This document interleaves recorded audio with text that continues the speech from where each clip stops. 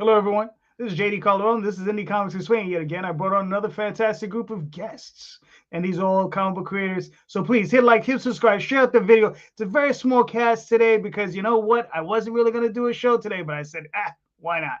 And I brought on some guys, and we're just going to talk about comics. And this guy's here. Yeah, boy. What's up, brother? I am Dee Rosario from Unstoppable Comics, the only terrestrial that matters right now. And I just want to talk some comic books, man. What have you guys been picking up and stuff like that? Big. Hey, everybody. How you doing? I got called at the last minute, so I just thought I'd stop by and say hello. So, yeah. Randy Zimmerman here, aerocomics.store. Look me up. Yeah, so he's what did you just say you were? I don't know. You were talking about extras. You were talking about subs. I said I'm the only. The only terrestrial? The only terrestrial. Yeah, the only terrestrial. I'm the other terrestrial. Yeah. You're the football terrestrial. Okay? That's right. That's Okay. right. Mr. And I'm sweating a football game right now. Miami so, is a lock. Mr. Miami is a lock for Thursday. Hey, we're just here to talk comics. Oh, I'm sorry. Right, yeah, don't. Okay, so we're here to talk about Super Pro, NFL Super Pro comic books.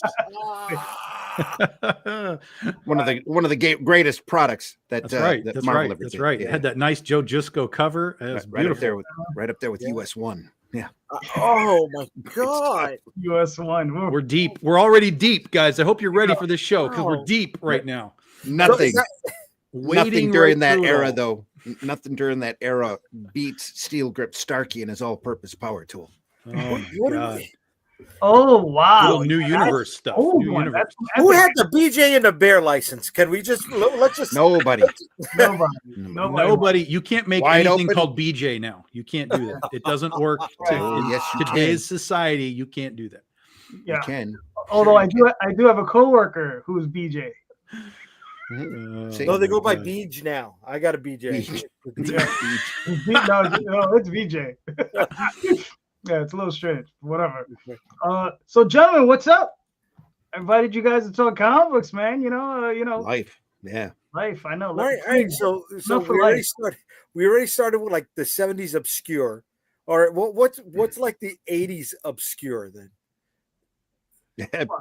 Depends how obscure you want to get. Yeah, 80s is obscure. I mean, that was the Yeah. indie period, man. I mean, that was when all the indie guys started coming out. Guys like Norm Brayfogle were doing like Whisper and shit like that. Like just crazy, Whisper was a good book, though. black That's and white not even- indie period. Yeah. Yeah, and that's Whisper wasn't black and white. That was Stephen Grant first comics. That was great stuff. And Whisper wasn't Fantastic. obscure. That was first comics. They came out with Nexus. She was a ninja.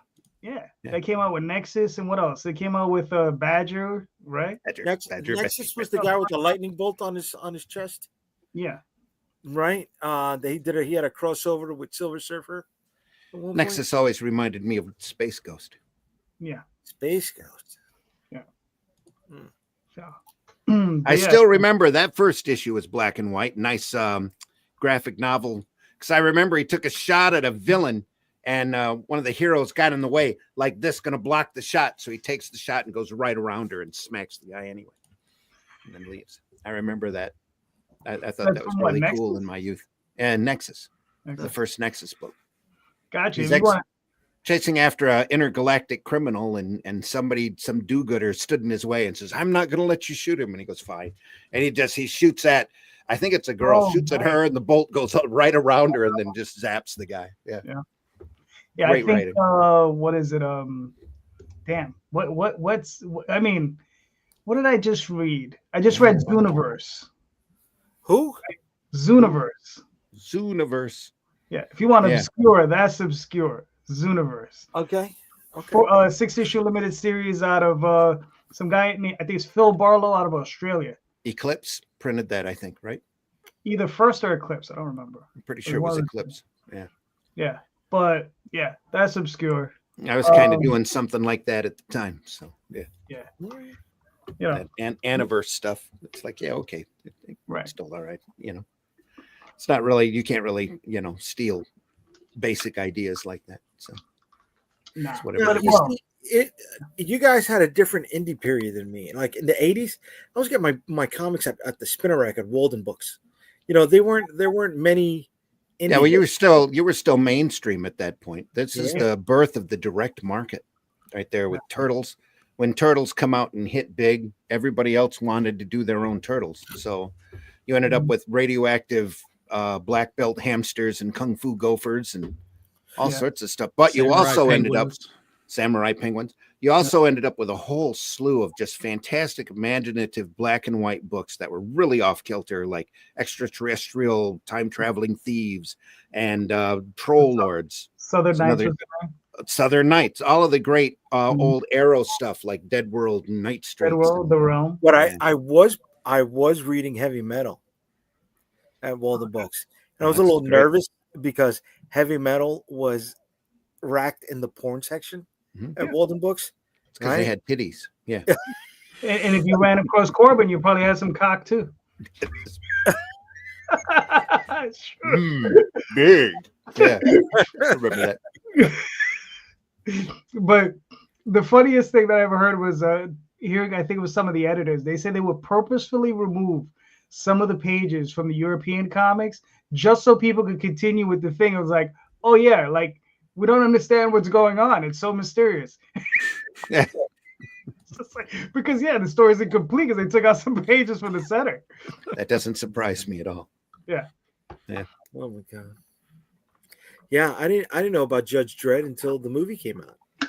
Oh, dude, I found 2000 AD because I was such a huge fan of Star Wars. I was reading anything Star Wars, and there's a Fantastic Films magazine. I still have it that had an article in the middle of it talking about how great 2000 AD was, and I'm like, this comic sounds so bizarre.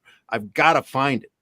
Because they're going through and describing some of the properties, and Dredd's only like 1/6 of what they were running in 2000 AD at the time. So many great properties by so many just fantastic artists. Strontium Dog and Robo Hunter and all of that. Most of that is going to end up being in movies eventually if they ever get their act together, and people will be blown away by how imaginative and crazy great that stuff is. Was it Fleetway that brought it over? Because I remember I read Strontium Dog. Nemesis was awesome. It's been passed around like a hot potato. IPC owned it for a while, and I think the company that owns it now is Rebellion. But back then when because I had the comic books that they were releasing over here, and I got like the Strontium Dog, and I think it was Fleetway Graphics. I don't remember. Yeah, you probably got the Quality Comics or the Eagle Comics that they reproduced over here. They were terrible compared to the originals. Oh no, I don't know. I was reading this. Like I said, I read Nemesis. Strontium Dog was excellent. I think I got some ABC Wars, but I got some Judge Dredd. So just trying to describe Robo Hunter to someone, and watch the expression on their face, just blows their mind. Yeah, and it's such a great, just odd concept, and the visuals on it. Got a Han Solo type guy, starts out as an old man, and then a young angry kid who ends up they go to this planet that they sent a bunch of robots to build up a civilization, and there's like a weird radiation belt, probably the same cosmic rays that hit the Fantastic Four, but who knows. They travel to this other planet, and when they land, they've de-aged. So this old man who's like on his last mission, gritty old guy, turns into this Han Solo looking dude, and this angry dude turns into this little baby. So you've got this smart little baby chomping on a cigar, wielding a huge gun, fighting robots. It's just amazing. Great stuff. Nice. I like that. An angry baby, Did you guys see the documentary in 2000 AD? Yeah. Thrill Power, Thrill something. Yeah. Tharg. Isn't it Future Shock? Future Shock. Yeah, you're right. Yeah. Mm-hmm. It's on Prime. It's still available last time I looked. It's really good. Nice. Yeah. So they go in and interview Pat Mills, and Pat Mills basically says, that Karen Berger came in and raped my entire company for Vertigo. Damn her. Stole his entire staff. Yeah, she'd come over every 6 months and take whoever was hot. Yeah. Go come over here and work for Vertigo. Yeah. So, Great talent pool. Unbelievable talent pool. Yeah. All right, Tom. Who got you hooked? Who started you off on indie comics? Where'd you start? Oh, indie comics. I was never really an indie comics person per se. I was aware of it, but the only indie comic that I was buying when I finally understood that they existed was ElfQuest. Because I stumbled across ElfQuest at the first time I went to a real comic book shop, which was in Baltimore, the Inner Harbor. Steve Jeppy, who owns Diamond Distributors, he used to own a comic shop, Jeppy's Comics. It was in the Inner Harbor. And so I used to go down there for the summer. I'd go into work with my dad and I'd walk down the Inner Harbor and get comics, and Jeppy's Comics was there. So I was buying normal stuff, Batman and Superman and whatever, but he had it all. And so I would just kind of look around, like there's like Robotech in here and like there's like everything. And they had ElfQuest. So that's the first time I really understood that there was something besides like Marvel and DC. And I was immediately hooked. Immediately. Wendy Pini's art is ridiculous. I'm not really, it's interesting because I'm not really like a fantasy person. Like I can't stand Lord of the Rings and that kind of stuff, but this worked for me for whatever reason. I loved it. The Wolf Riders and all that. So yeah, it was ElfQuest. And then, I don't know, outside of like Marvel and DC, I would pick up things that were IP related though. Like they did, $6 Million Man comics and, stuff like that. And of course I was collecting Godzilla my whole life. That was my introduction to comics in general. But then it wasn't really until like the boom of the 90s that I sort of started to skew out into, other things more heavily. Image came out, Valiant came out. Again, we had sort of that 80s boom, the black and white boom, but then we had like a new 90s boom. They were similar but different.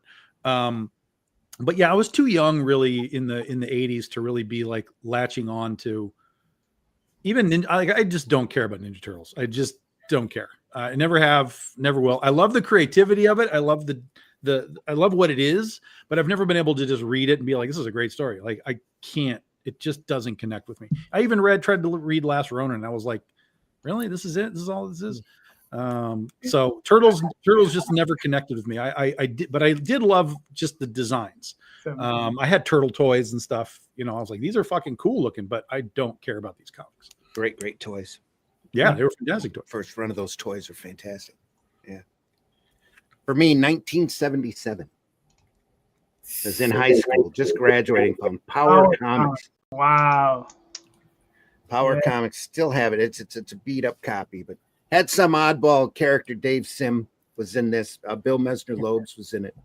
And around the Michigan area, Midwest, where I'm from. This popped out, and I took it and I just ate it up, and loved it. It's got a lot of great old style Zipatone effects to it. A lot of just craziness, but 70s typical stuff, almost underground, but very alternative comics. That's one of the books that really opened my eyes up to the possibility of sequential art. Yeah, I just started getting Star Reach classics or Star Reach. Yeah, Star Reach is amazing. Star Reach and Quack. Remember Quack? Yep. Frank Brunner doing duck stories and Quack was great. Star Reach, just incredible stuff. Yeah. Yeah, Star Reach, Imagine. I just started getting those because that's like just before I started collecting. Ken Stacy. That's the 70s. Yeah. Doing what? Pride and Prejudice, something like that. It did a religious cosmic nun type story. Just phenomenal stuff. Yeah. Really bizarre. Yeah, it's one of those picking up Cody Starbuck from them. That's Howard Chaykin space opera story that was really adult. Yeah. That he eventually what's the character? He eventually left them and went to go do Marvel. He did the what is it? Domino something, or was it Domino? Dominic Fortune is who you're thinking of. No, this isn't the same. This isn't the same type character. This is more of a super space opera type character. Yeah, but Dominic Fortune was sprung out of Scorpion, out of Atlas Comics. Okay, because I know somebody pissed him off. He went back to Marvel. He did like some kind of a full version for them. I don't know. I remember I was at a comic shop, a smaller one in Maryland. I was at my dad's place, and I was in there looking at comics. And those guys tried to sell. I was probably, God, how old would I have to be? 10, let's see, 71, 10, 11.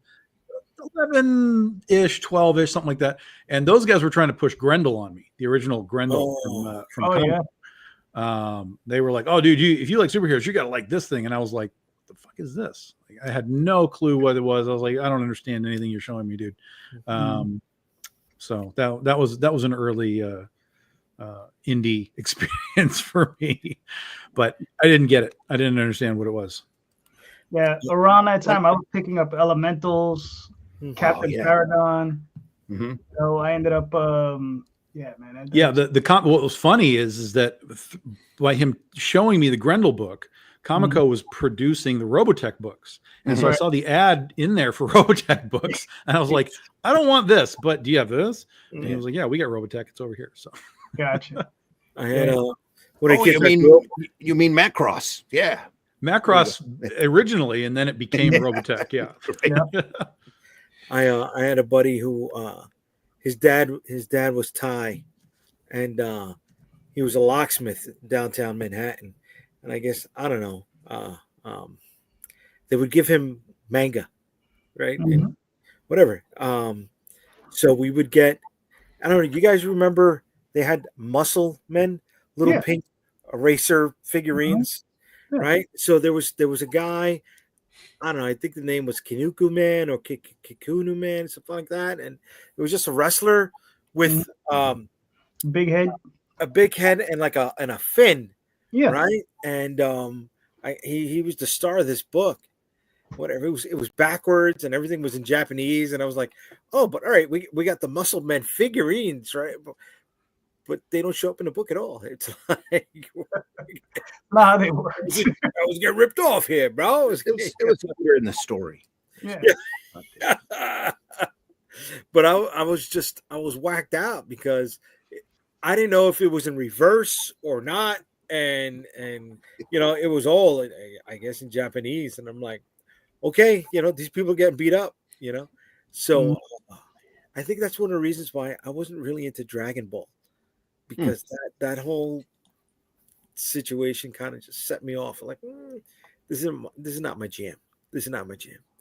And then he went to this one place, and he got a bunch of the Solar Man of the Atom Old Gold Key. Yeah, Old Gold Key. But here's the weird thing: they were single issues, but they were in a 3-ring binder. They were punched. So I missed, a lot on the story, and it was in a big, thick white binder. And they were all in there, but I loved the painted covers, man. Those were Turok. I had Turok back in the day too, because the dinosaurs. That's some of the most poorly written shit you'll ever read, but it had dinosaurs in it, so I was okay. Good stuff. Yeah. Now wait, are you talking for me during that period, it was Magnus, Robot Hunter. A robot fighter. Yeah. Here's a guy who's chopping robots with a karate chop. Yep. Wearing a magenta skirt. Yep. And white boots. It's amazing. But drawn by Russ Manning, who's I think is one of the greatest sequential artists of of that period. Just very Barbarella, right? Yeah. Yep. Very Barbarella. Very. I don't. He had such a clean line style, just gorgeous, and he had like who is it? William Stout and Dave Stevens were all apprenticing under Manning. Just great stuff. Real pretty. That led me to Tarzan, which led me to everything else that Gold Key produced. My parents wouldn't let me have superheroes when I was a kid, so everything but, and a guy running around in a magenta tunic in the future, that wasn't quite superheroes. So I was good. Stop saying tunic and just say mini dress. That's what mini it was. Dress. Yeah, mini dress. Yep. Mini dress and white boots. Mini dress and go-go boots.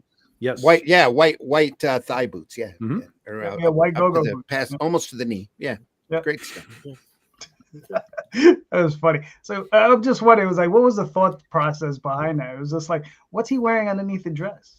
It's futuristic, man. Yeah, I know. And it's like, and if he is wearing something underneath the dress, why wear the dress? Yeah.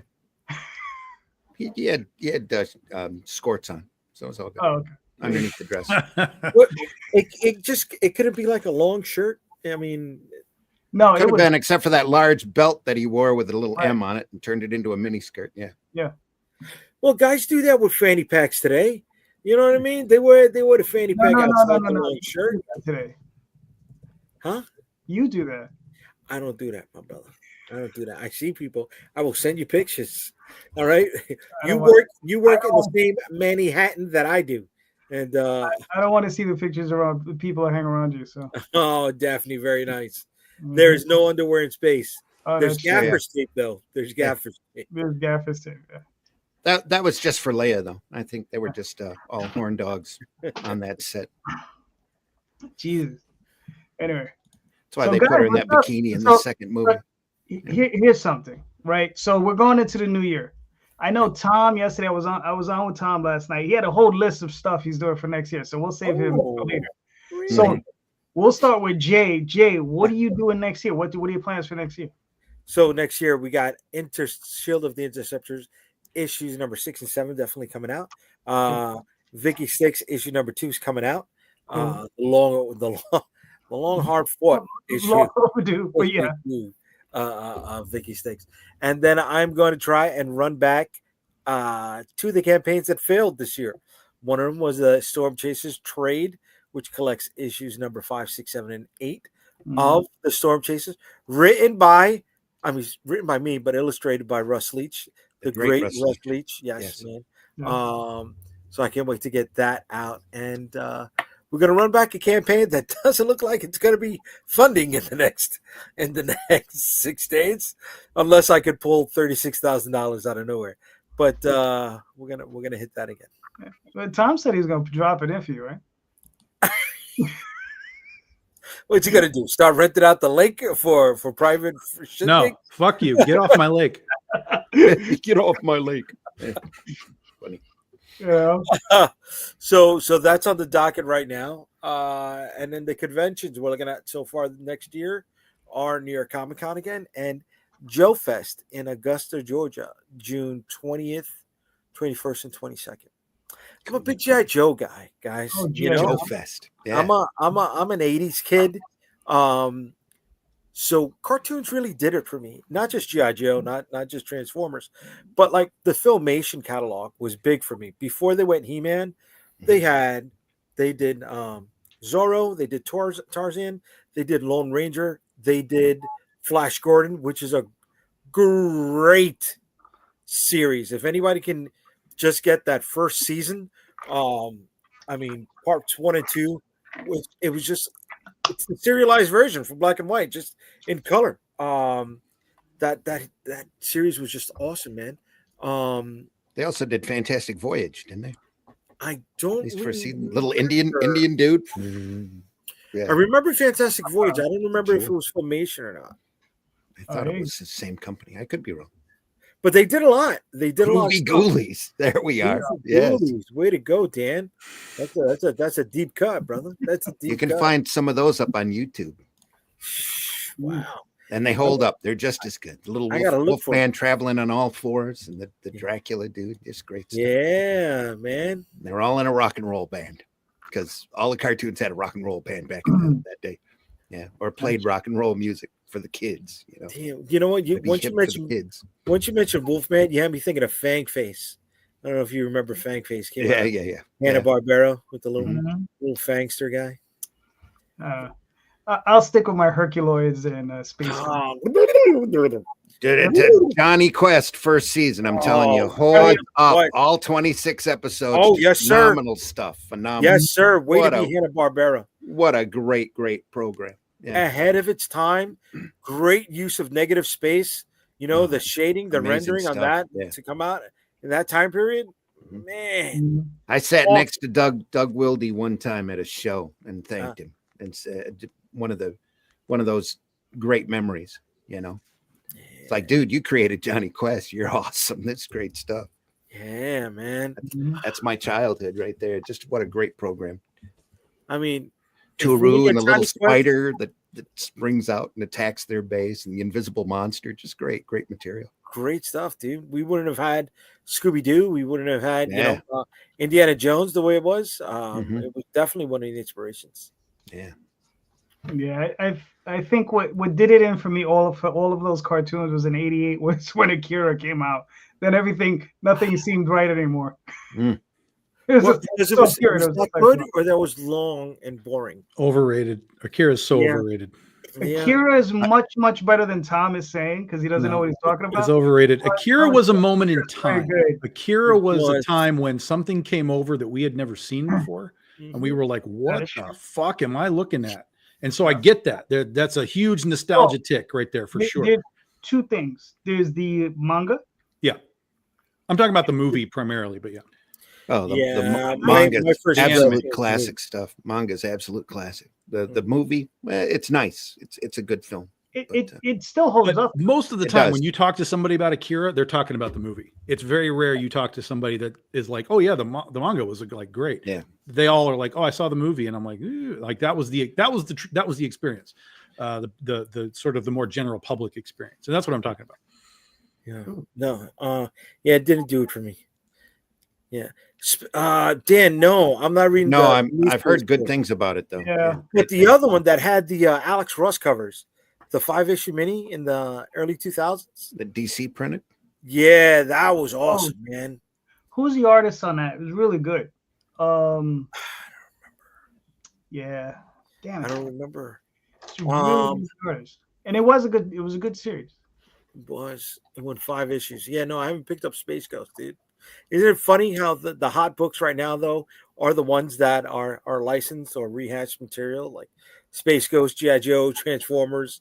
Now they got Silver Hawks coming out. Mhm. Like they're scraping the bottom. It's because there's still a hard nostalgia market in comics, especially in collecting, because it's read by folks our age.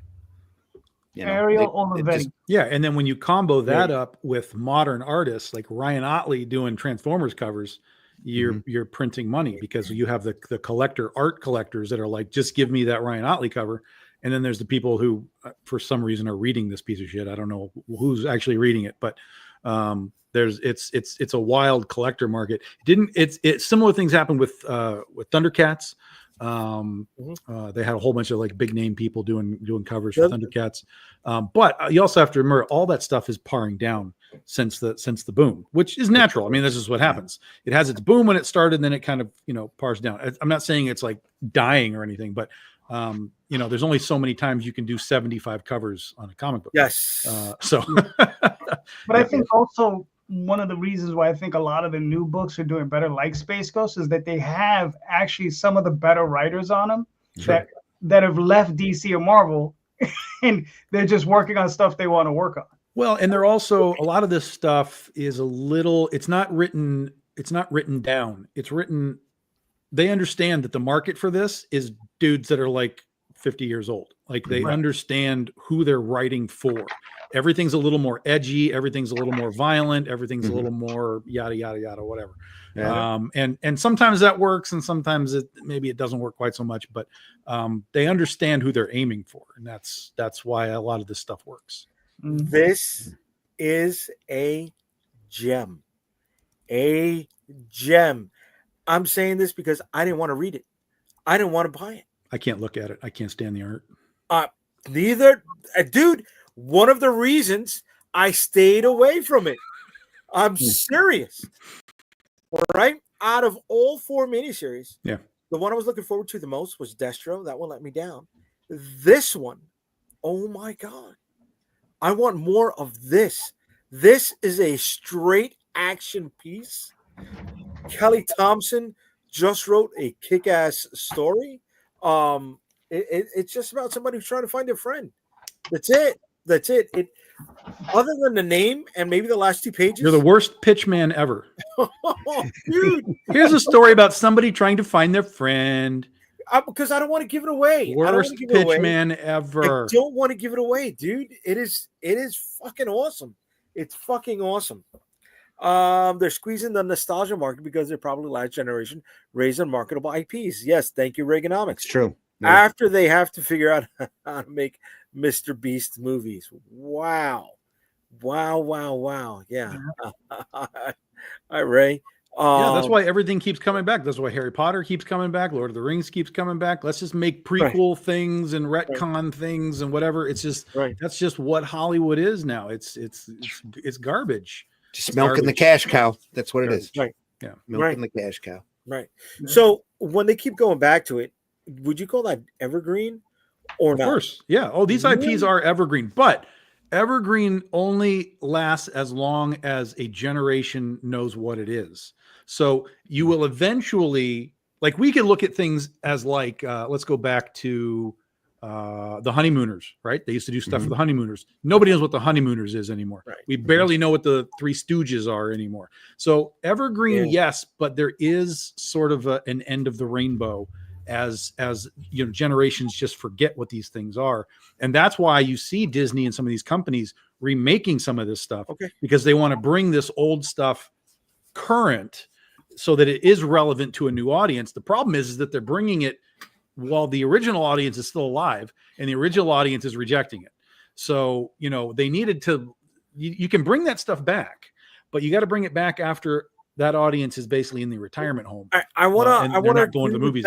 But I want to add a little asterisk to that, because something like the Ninja Turtles is rebooted every 5 years. That is truly evergreen. They're looking for the new upcoming market, and they've done it so many times that it's not getting that rejection, because there's so many other generations that have followed it and have jumped onto it that they're drowning out whatever negativity is coming off of there. And well, there's about Ronin, and it's like, well, you also have with the Ninja Turtles, remember, even though it's owned by somebody else, Kevin Eastman is still part of it. And so that's a huge, huge thing. It's not just like taken away from Kevin and they're just doing what they want. Kevin is involved in these things. He's part of it. Yeah. But there's like 4 or 5 different versions of Turtles. Right. But what I'm saying is that it all kind of can still feed back to Kevin. Kevin's out at the cons. He's talking about the Turtles. So it's not like here's an IP that Kevin and who's the other guy? Kevin and Peter. Kevin and Peter created, and it was taken from them, and they didn't get any money. You know what I mean? So there's still a connection to this stuff. In fact, Peter's even coming back. They're doing something together again. So they keep the energy going with the Turtles for the old guys, for us, because we're like, hey, you know, Kevin is part of this thing, and we liked Kevin back in the day. And so they can recycle that for a long, long time. Plus that particular property just hit 40 years. So it's still really in the beginning of what it can be ultimately, or die off in another 40 years. And it's also a accessible, bare bones concept, very accessible idea that anybody can stream their way into it with just a minute or so. It's worth of explanation. It's not like there's a lot of background to it, but they don't necessarily hold to it. And when they don't, they'll just create another version of the Turtles and kick them. And also the other thing that's really good about it is that it's multiracial. Nobody's a turtle, so everybody can be a turtle. Nobody's a rat, so everybody can be a rat. Sure. And that's the one thing about it is, like, you know, it doesn't matter where you're from. Not everybody is a ninja. Exactly. Not everybody's a ninja, but you could be a ninja. So, if you really wanted to be, you could be a ninja. You could be a ninja.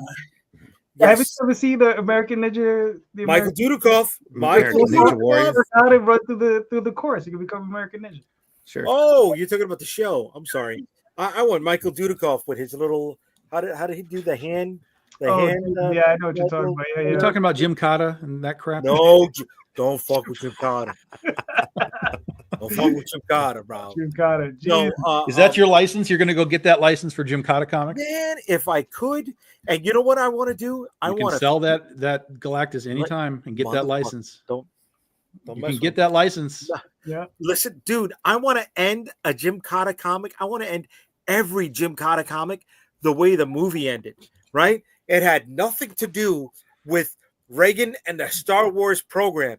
But once the guy freed the girl from whatever evil ninjas with goats, there was just a text at the end of the screen and said, and he got the code to help Ronald Reagan succeed with the Star Wars program. See, now you're pitching. Now it's Reagan with Star Wars programs and ninjas with goats. Now you're pitching stuff, Jay. Fucking dude, I had that story with you coming to New York Comic Con, all right, and get chased by zombies through an alley and diving into the water where there's sharks and gators. It was fucking awesome, bro. It was awesome. You didn't jump on that. You didn't jump on that. Zombies are shit. I don't like zombies. Zombies are dead. Vampires suck. Yeah. Yep. There you go. Yeah. I'm going to put that on a shirt. Yeah, and Frankenstein. I'll give you a nickel every time I sell one. They're always coming back. They're always coming back. They're always coming back. That's all. That's because it taps into the zeitgeist, the public base. It's, what? Sorry, I'm farting on words. But the social structure always goes back and reflects that when we need horrific romance, vampires come into play, and when we're stuck in the same day-to-day situation like we're zombies, then zombie movies come up into play. So it's funny. I was at a Newberry Comics today, and in the front of the store, there was a T-shirt for the Twilight movie. Whatever. It's a property that hasn't been. And you bought it and asked if they had one in a larger size. But dude, it was they triggered the Universal monster in me because it had that same text. It had vampires, werewolves. I was just like, oh my god, is this a movie? No, vampires, werewolves, Twilight. Yeah, exactly. And I stayed away from it. I was like, oh. So Jay, it's funny because when I first popped up this question, right? You had a reaction to it, right? And then Randy had the exact opposite reaction to the one you had, and it was just really funny. Yeah. So, to this question, the answer is yes. It's worth it. Yes, but just because you do it doesn't mean it's going to work. True. Right.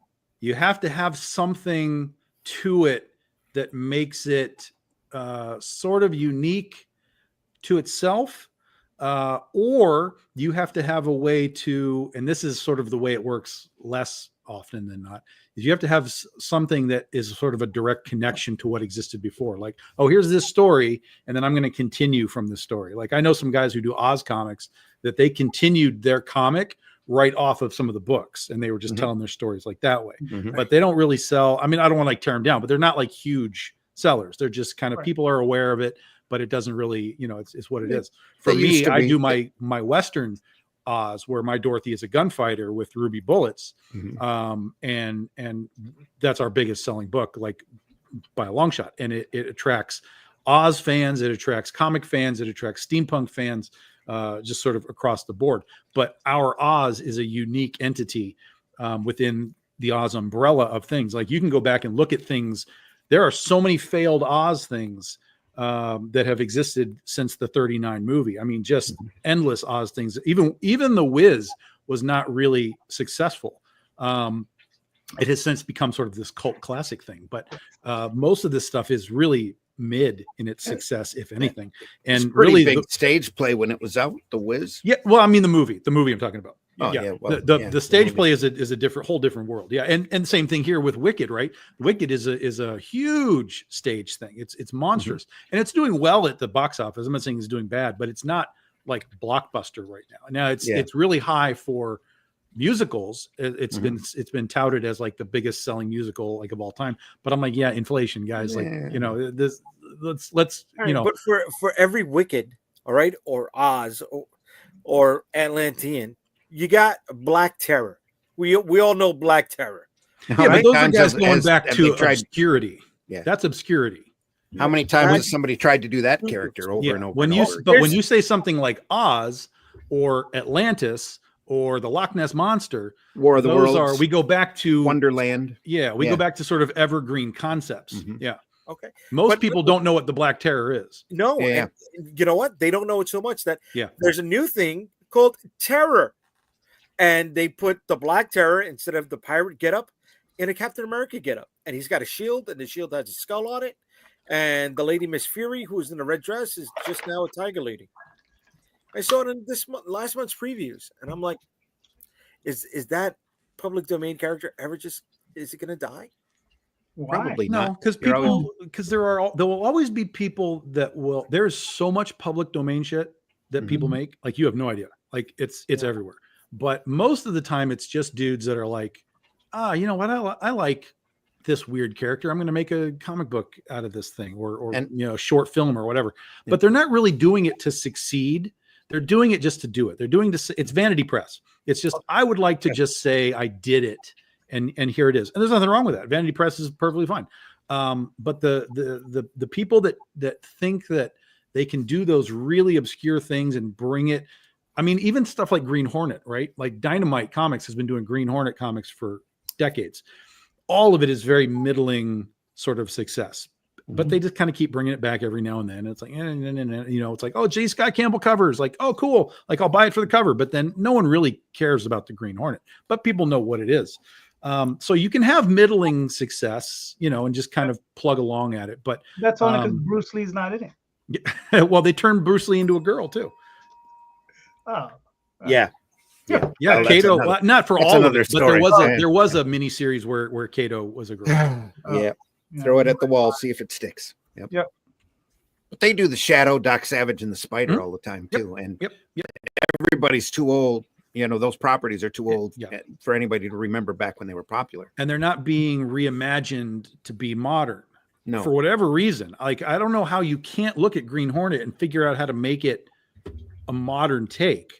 Or at least a pseudo modern, not like a 50s thing. I mean, just you can't run around in the Black Beauty anymore and not be seen or followed. Well, but you can have different cars. I mean, you can do different things with it. I mean, that's what I'm saying. Bring it modern. Like, take the concept and bring it modern. Not necessarily what they did with the movie to bring it modern, but there's got to be a way to be like, okay, here's a guy. He's a detective. He's a superhero. He's got a partner fighting crime. Like, I mean, we do this now. Why can't we figure out how to sort of reset Green Hornet to be like that? But instead, it's just stuck in that time period. Same with all the other things you just talked about, like the Phantom and all that kind of stuff. Yeah, there's some properties that deserve to stay in that particular time period, or they get lost. That's why they have such a hard time regenerating Fantastic Four every decade, because it's really a statement about the Cold War and communism. And once you get past that, you've got a family unit, and then where do you take it? They stopped being fantastic about in the 80s or 90s. Right, and they stop adventuring. Because what is it? They would go into the negative zone and have adventures, right? They'd go everywhere. Yeah. Right. So after our group dies off, is that it? Is that it? I mean, for a lot of this stuff, yes. To some degree, to some degree, some of this stuff will fall off. Yeah, absolutely. It'll be interesting to see, because with the way the copyright laws are now, we're just starting to enter the real golden age of entertainment in the 1930s. Every January, a new year is added. So this January, it'll be anything 1930 or before. So it'll be interesting to see what comes back and what doesn't. Chaykin successfully reimagined the Shadow in the 80s. Yeah. Just how I was introduced to the character. But that was 40 years. 40 years. But it didn't go very far. Yeah. It existed. I don't know how successful it was. DC did it. Yeah. Doc Savage was out during that period too, but it didn't catch on. Right. I agree. Part of their time, removing them. Yeah. Exactly right. That can be a thing. Right. Yeah, for sure. Indiana Jones. Yeah. Very true. And the Shadow, Spider, Doc Savage, they are really the product of the 30s and 40s. They Phantom. Really are. Yeah.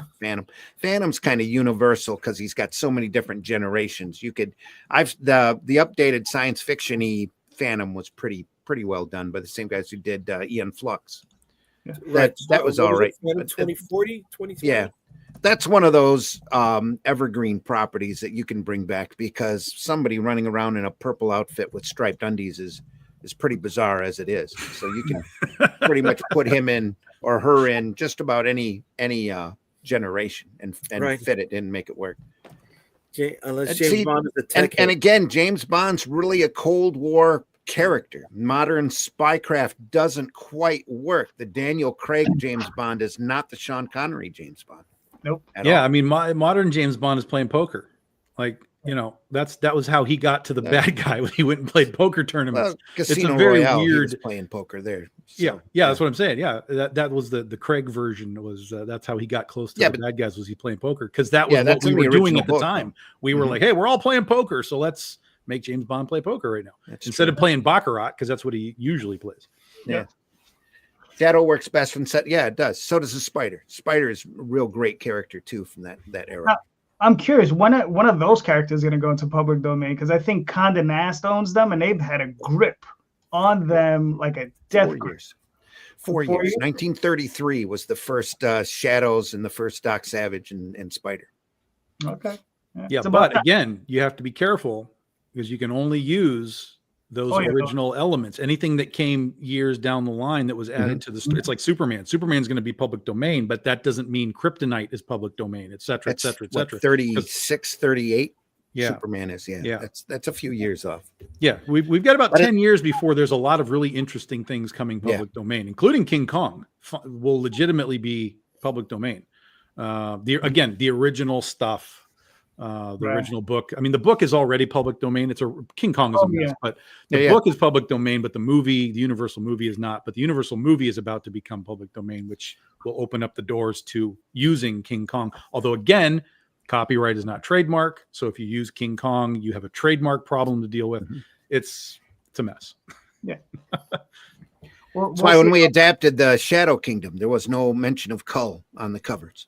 No Kull the Destroyer, no Kull the Conqueror, but it's the first Kull story. So we used the title of the story, which is open, and adapted that. And the further adventures there is the Atlantean, and it's not Kull of Atlantis. It's the Atlantean that has the characters that were in Shadow Kingdom.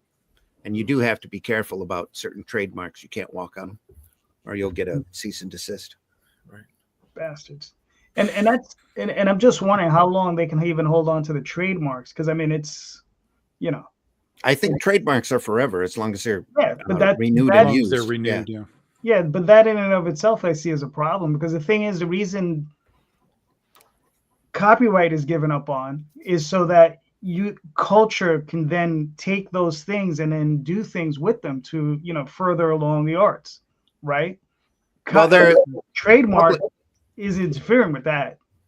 Well, trademark is money. Public domain just means that it's become part of the part of the culture, and it's accepted as like being mainstreamed as part of the culture. Right, but it's also part of it so that the arts can go ahead and manipulate and play with it. That's part of it. Right, but like if you were to make Wonder Woman, right, and you made a comic book called Wonder Woman, right, they can argue that it's too similar because it is because we have Wonder Woman. You can't call it Wonder Woman. You can call her Wonder Woman in the story, but you can't have the book say this is a Wonder Woman comic book. So there are, little. So let me rephrase. Should trademark eventually be abolished? Should there be a limit to trademark? I think there should be in the long run. Right. And there might be. I mean, none of us really know. It could be that it's just longer than copyright. I've never looked into it, but I'm pretty sure it's viable as long as the trademark is active. Okay. Okay. Yeah. That sounds right. The Phantom Comics published by Frew in Australia. Phantom is huge in Australia. Absolutely crazy big. Shipping is expensive, of course, but I order them in bulk. There you go. Sometimes get lucky. Yep. Can't get current issues here. No. But there's still a big market for Phantom in Australia. Trademark has to be abandoned. The only reason superhero is now usable. But again, there's ways around it. If you want to do it, it's like Thor. Thor has a trademark with Marvel, right? But Thor is a public domain thing. The Mighty Thor. Yeah, Mighty Thor. Well, no, because they have Thor as well. They've done Thor. You can't have Thor. Thor is can't. I can do a comic book called Thor. Thor is open the same as Sandman is open. Yeah. You can do Sandman all you want. I can't do the Mighty Thor. Yeah. Okay, do it. I want to see what happens. Yeah. I can do Thor. Mighty Thor. And you probably can't put it on the cover without getting into trouble. Simonson's been doing Ragnarok for years. Right. That's what I'm saying. It's about the cover. It's about that you can sales, have the sales marks, the trade marks. Yeah. Or as a character, you can do whatever you want with it. Wasn't there a kid Thor from Kirkman or something years ago? I'm sure there was. Kirkman's yes. copied just about yeah, everything yeah. he's He ever has an done. invincible character with the Yeah. hammer. Yeah. Oh, but it didn't have its own book. No. Well, and also you got to remember, I mean, the whole thing with that though is I could release the book Thor and I could fight it in court with them, but I would lose because I just don't have that type of revenue to fight Yes. it. Right. Movies. There's been Thor movies that weren't Marvel. Right. You know, back when the first Thor MCU movies come out, there were a couple of copycat Thor movies. Yeah, and DC has a version. They have a version of Thor as well. Yep. So Right, but again, I'm not talking about the character. I'm talking about the trademark use of the you know, I don't Exactly. think the they can name, the trademark- logo, whatever you want to call it. I don't think they can trademark something that Universal. It'd be like trying to trademark the Bible. You know? Isn't it it's the phrase, it's the title that's protected, like a phrase, the mighty Thor. Right, the mighty Thor. Yes, Right. that's what they have a trademark on. Yep. Yeah, Right. not Thor. It would be like them trademarking Odin or something. It's like Mhm. it's been around for a couple thousand years. I'm like, it's not there. You'd be surprised at what this trademark stuff does. We had a deal that we had to deal with when I was working at this card shop, and we were selling cards on the NASCAR website, and there was a brand that was called Stealth. That was just the brand of the trading cards, and some guy sent a cease and desist to us for selling them, thinking that we were the manufacturer, and we weren't. We were just selling them secondhand. And we were like, well, no, you have to take this to the company. They're the ones making this product. Yep. But what we got was, I own the word stealth in all of these categories. Like, here's 100 categories, you know, and one of them was playing cards. And I was like, well, motherfucker, these are not playing cards. These are trading cards. These are sports cards. You lose. But again, it has nothing to do with me because I don't make the product. But what I'm saying is that there is way more connectivity to these trademarks than we could ever really imagine. So if you were to use just Thor, for example, and they were to decide they wanted to come at you, they could probably produce some sort of thing that says, we have Thor as a comic book, blah, blah, blah, period. And then your lawyer would tell you, you're probably going to lose. Well, yeah, only because that- you don't have the money to fight him. Yeah, that's exactly it. That's why, you know, Marvel and DC would push their weight about superhero and supervillain. They didn't own it. Right. They never owned it. But superhero is such a domestic word anymore. Yeah. That I mean, it's pretty much slid into, you know, or it has, according to the courts now, slid into public domain. Yeah, I mean, and this happened. Disney tried to trademark El Día de los Muertos, you know, the Day of the Dead, and it's just like, you know, that's, you know, a cultural holiday, a cultural thing for Mexico. Disney lawyers are crazy, though. Yeah. They'll do pretty extreme shit. You know. You don't want to screw with them. Oh, but Daphne put this up. See, the problem with what Dave Sim was doing with Wolverine and Sandman was when you see his caricatures, he was putting them on the covers, and you know, you could tell the reason he was doing it, because it wasn't so much like their argument was, it wasn't so much that he was doing them as a caricature or he was doing them as a gag, but because he was doing it because he knew it was goosing his sales. So every single time he put Wolveroach on the cover, his sales increased. So that's where they fought him. Because Wolverine was hot back then. Yeah. Mm-hmm. I mean, They Howard Estate took Antarctic Press, sent them a cease and desist because they were doing Blue Sonja. Well, that was Dynamite. Dynamite. Dynamite sent them that, yeah. But that's because Dynamite has a Blue Sonja already. Did they? Yes. Oh. I wasn't. So there was aware of multiple that. I just layers to figured it that was cease and desist, but yes, there encroaching is on a Red. Blue Sonja. Yeah, because Dynamite has expanded there's a Sonja universe. now. Sonjaverse. Yeah, there's a Sonja verse, and so there is already a Blue Sonja. So There, green Sonya, yellow that I Sonya. don't. That I don't. Rainbow Sonja. But yeah, there's a lot of them. There's like Demon Sonja and Hell Sonja and you know all kinds of crap. So yeah. Here you go. According to Gore Vidal. Yeah. Noir Sonya. Yep.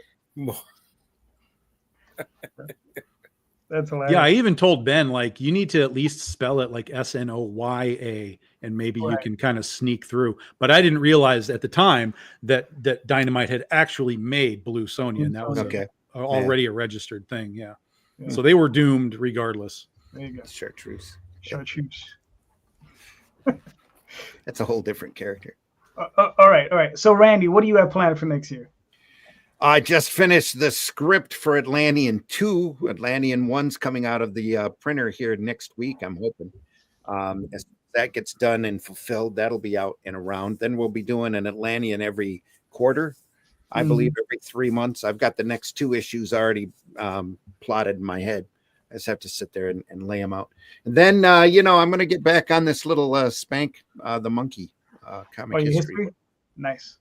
Yes. I've been reading that over. I got it handy here. All 40 pages of it printed out. 40 pages in, and I've worked up to Wonder Woman. Real fast and fun stuff for me. I love it. All right, cool. So we'll see how that goes. And then I've got the Unforgiven sitting all colored, ready. I just got to re-letter it. And then second issues of Paragon and Calico sitting around. But I want to see if we can come up with some way of getting it out to the masses before I spend the time doing all the work on it first. We're looking at some alternative distribution systems to get comics out to people that try to get them read more. So that's the key, isn't it? That is. That is really the key right now. So, Tom, I mean, you have your stuff going out through AP. Have you seen? Do you feel like it's made any difference at all to what you're doing? No.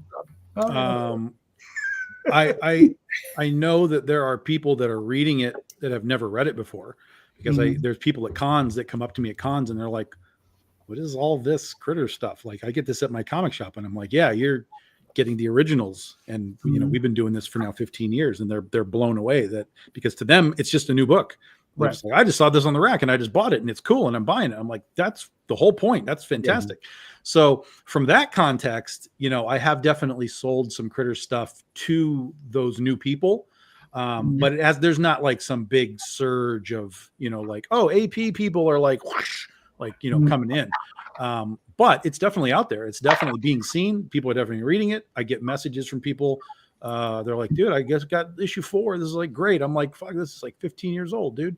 Read something modern. It's way better than what you're reading back then. It's so weird that people are reading something that I wrote 15 years ago like it's new. And I'm like, oh my God, no, come on, just skip ahead. Just go to like 13 or something. Like, let me help you out. But they're liking it. They're enjoying it, which is awesome.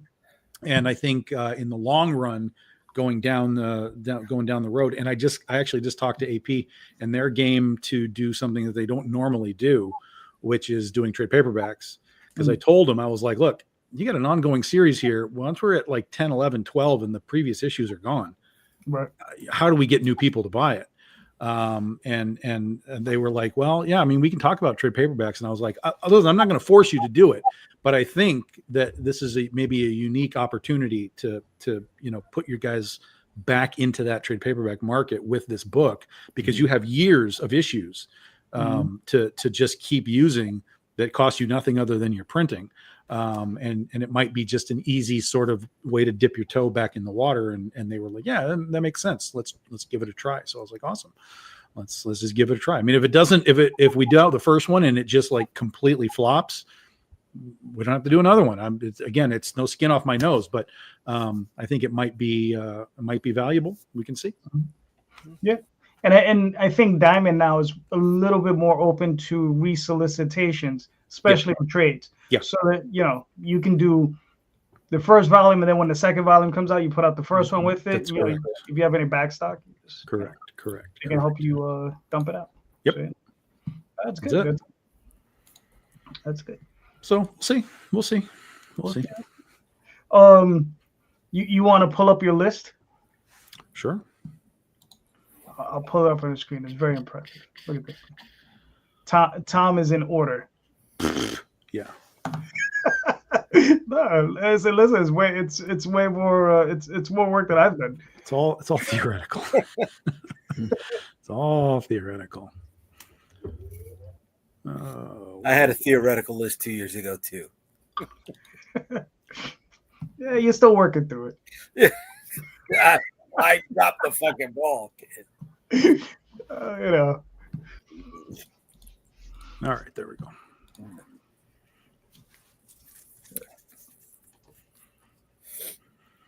So there you go. That is our projected 2025 schedule. There's only one book on there that might shift and move. We'll see, but everything else is pretty much locked in to what we want to do, and there'll be a couple of little surprises along the way too. So that'll be fun. But yeah, this is what to expect throughout 2025. Cool. Very cool. Now, are any of these books going to jump on the AP mainstream press Nope. stream also? Nope. No? Nope. Crits? Nope. Critter is the only thing that we're doing through AP at this point. We are expanding the Critterverse. They're open to taking the side projects that we've done, the one shots and you know, little expansion things. They were like, yeah, let's take those too. I'm like, awesome, let's go. So those will be part of next year as well. But the rest of this is everything else that is Big Dog Inc. is still available just through Big Dog Inc. Yeah, particularly the new stuff. I mean, obviously this Critter issue, this will be number 25. That'll come out through AP eventually, but it'll be, you know, a couple of years down the line because they're putting it out every 2 months. So we'll get there, but all the rest of this, you have to come directly to us. Yeah. Nice. You got about another 3 years To get to 25. Yeah. Roughly. So and by the time you get to 25, what you'll probably be. We'll have more issues. Yeah. You're 30, 34, something like that. Yeah. That's why I told Brian, I was like, look, I mean, this is eternal, man. Like it's, you know, figure out a way to keep selling it. And trade paperbacks are the way to do that. I have sold thousands upon thousands upon thousands of trade paperbacks in my time since we've been doing the paperback market. And, you know, invariably the people that buy just the volume one, in fact, it just happened just recently. Somebody bought volume one at a con down in St. Louis. And a month later, I got an order on the store for volume two. And the little note, it said, met you in St. Louis.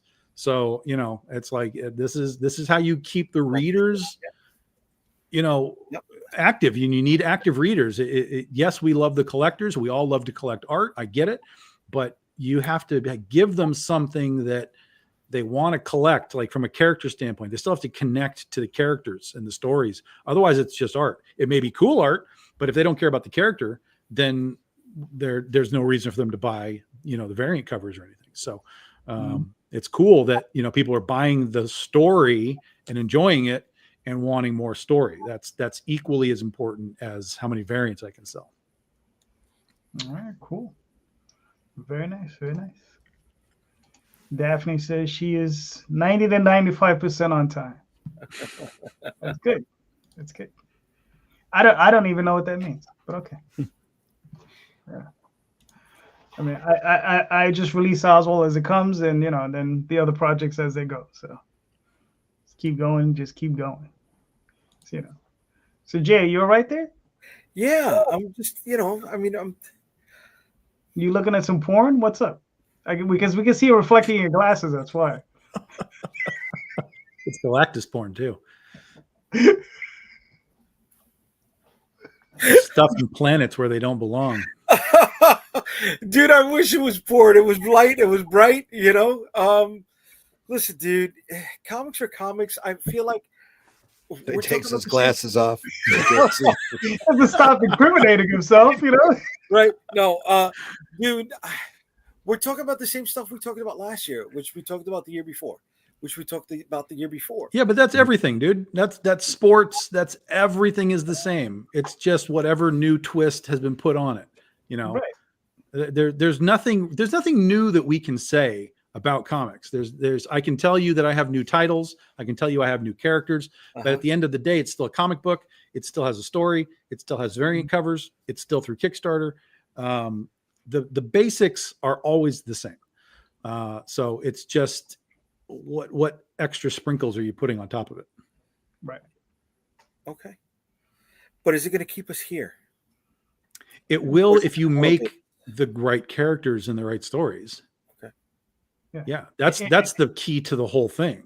And is that you can certainly come in and sort of catch lightning in a bottle from time to time with just like, hey, here's like a weird one-off thing and we made a lot of money. Sure, of course.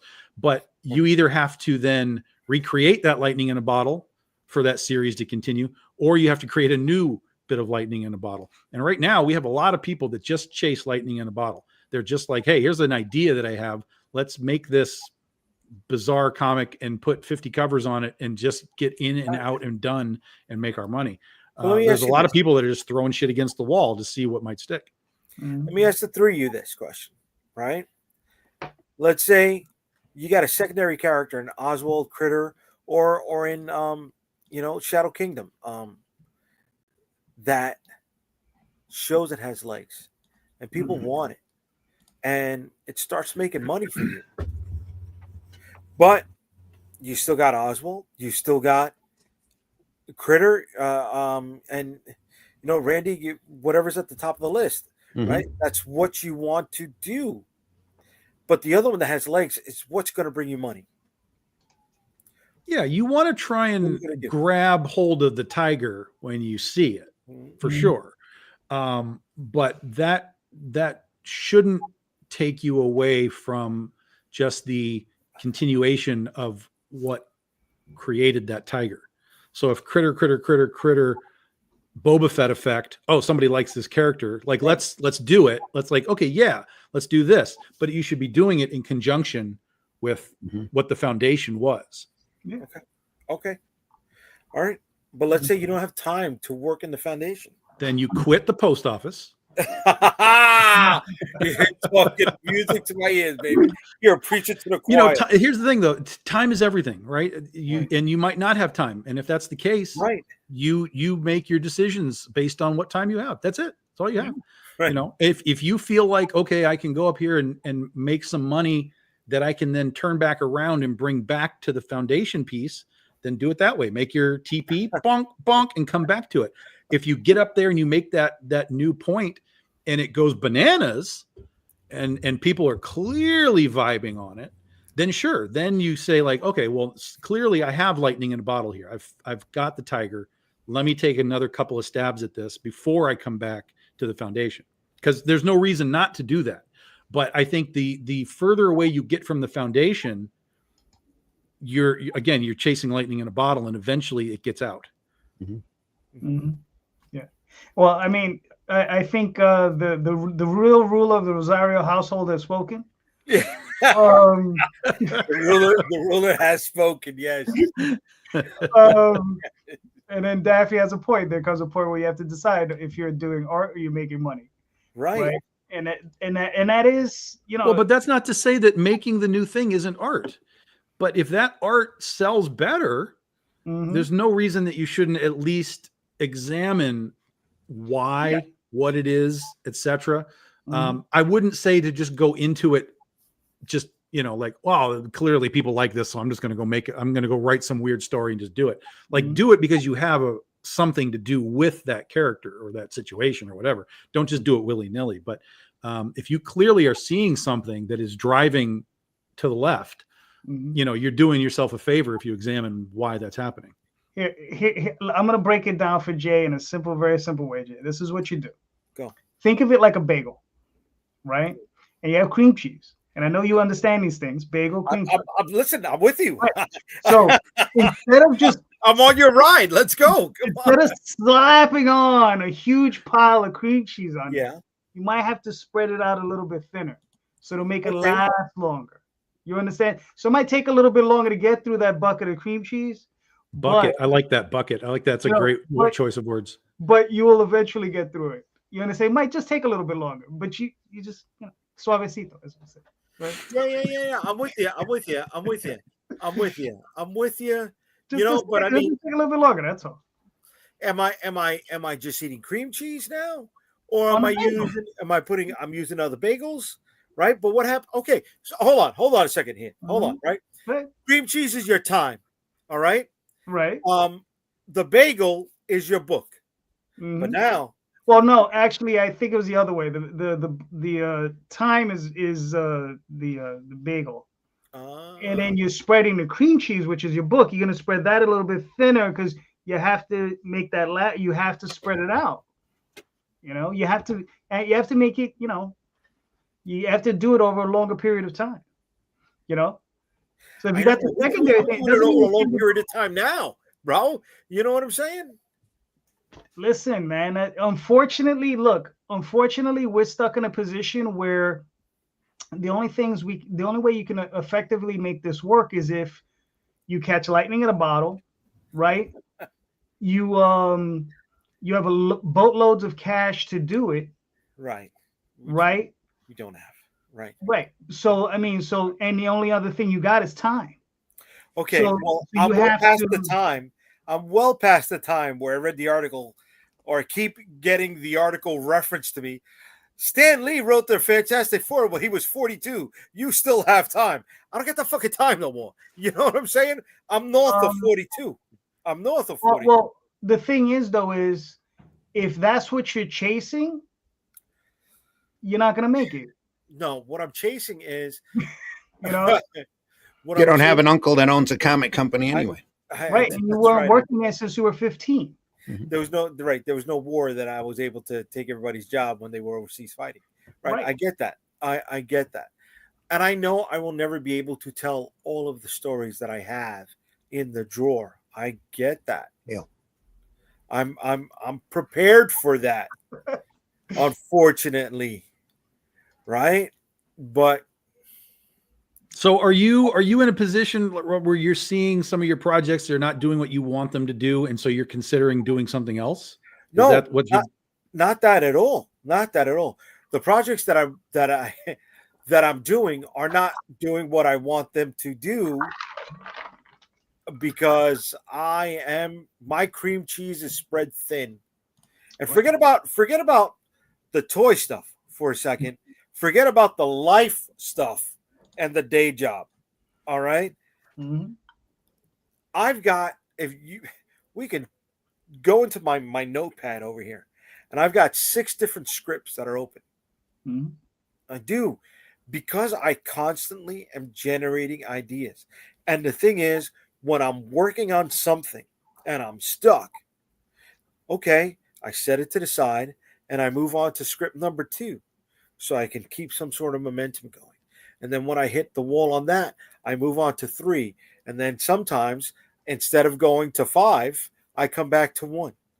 Right? I do have fun doing this. I do. That's the problem. I have too much fun doing this. And what I like, I know won't sell. It won't go gangbusters. But that, see, here's where it's weird because I constantly talk about this being, my hobby, right? I do it for fun. Okay. I do it because I enjoy it. I have a regular day job, blah blah blah, whatever. But there does come a period where you have to separate professionalism from the hobby. Professionalism, if you want to be a professional on some level, you complete what you start. Okay. You understand the things that are distracting you from what's your main purpose. I get that you want to do these other things, or you're doing them just as maybe a mental exercise to pull away from that other stuff. Yeah. Right. But in the end, you need to focus on the main thing. Choose your main thing, stick with it, finish it. You understand? Or at least get it far enough that, get 20 issues in and then start doing other stuff. You know what I mean? But there does come that point where you have to be like, okay, I'm gonna focus. But you gotta focus. Like The Rock says, focus. Focus. Yes.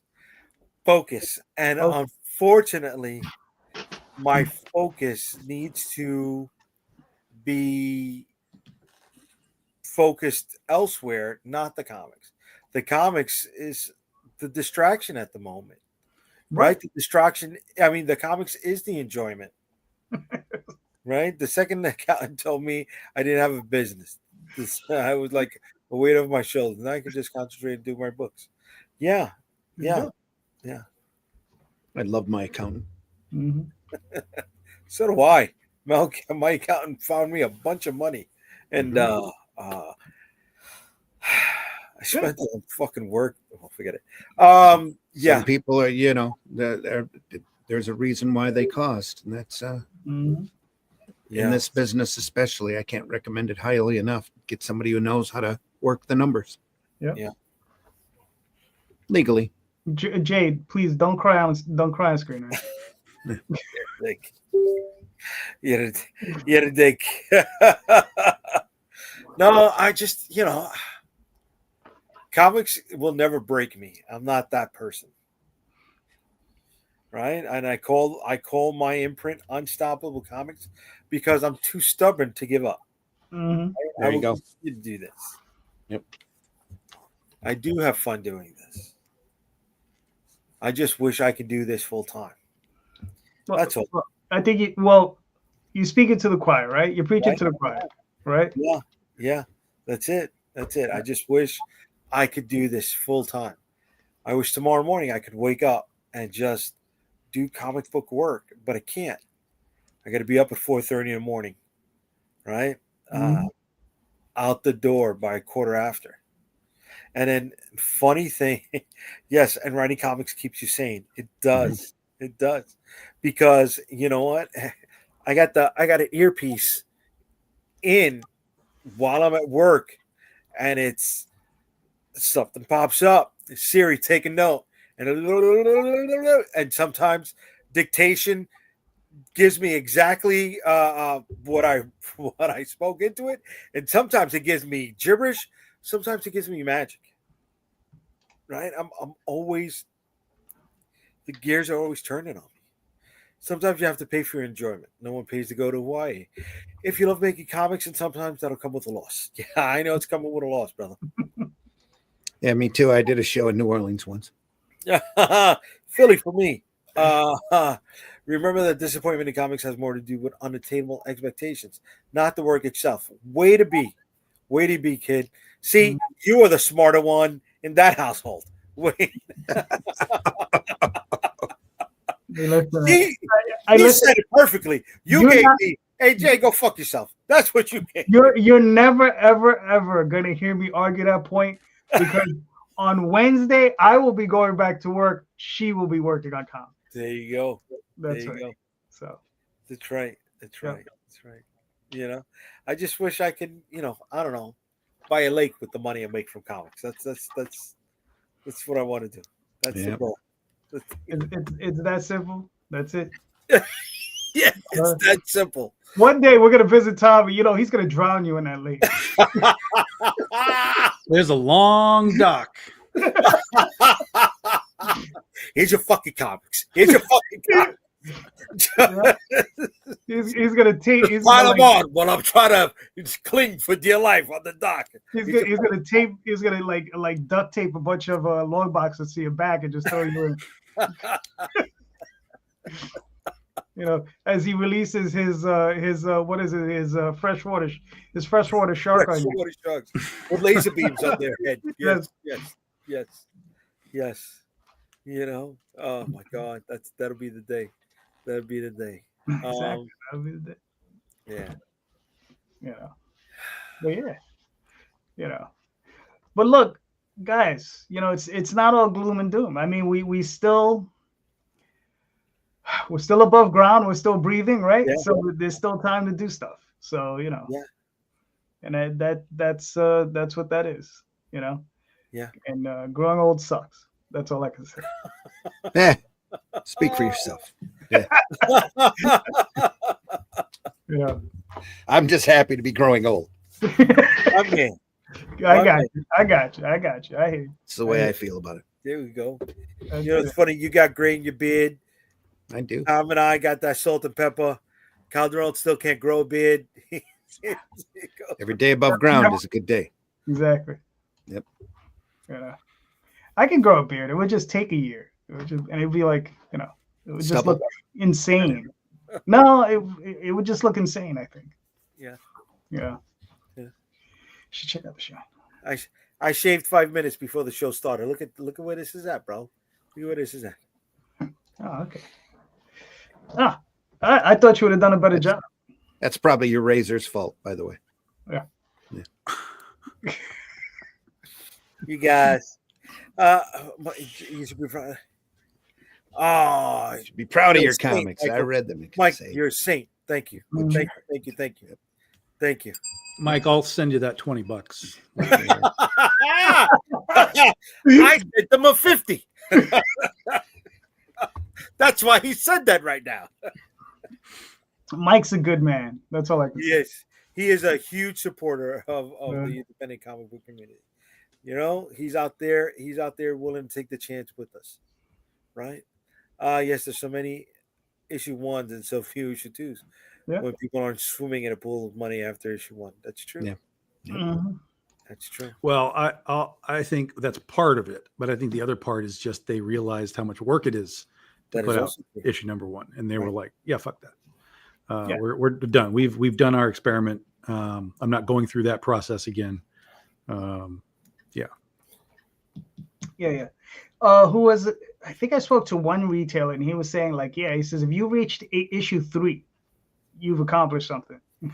Yeah, that's why when I tell retailers that I'm on like issue 25 and 30 of my series, they're like, "What? Like how? Like that doesn't happen anymore?" And I'm like, "It's happening. It's literally been happening. I've been doing this for 15 years. What do you want me to do?" Exactly. You're the problem that you're not buying my books, that you don't know what the fuck's going on. Like, I'm doing this. I have fans. I have continuity. I have spinoffs. I have miniseries. I have ongoings. I have everything that you need. But you're not paying attention, clearly. So, this is why I don't worry about stores anymore.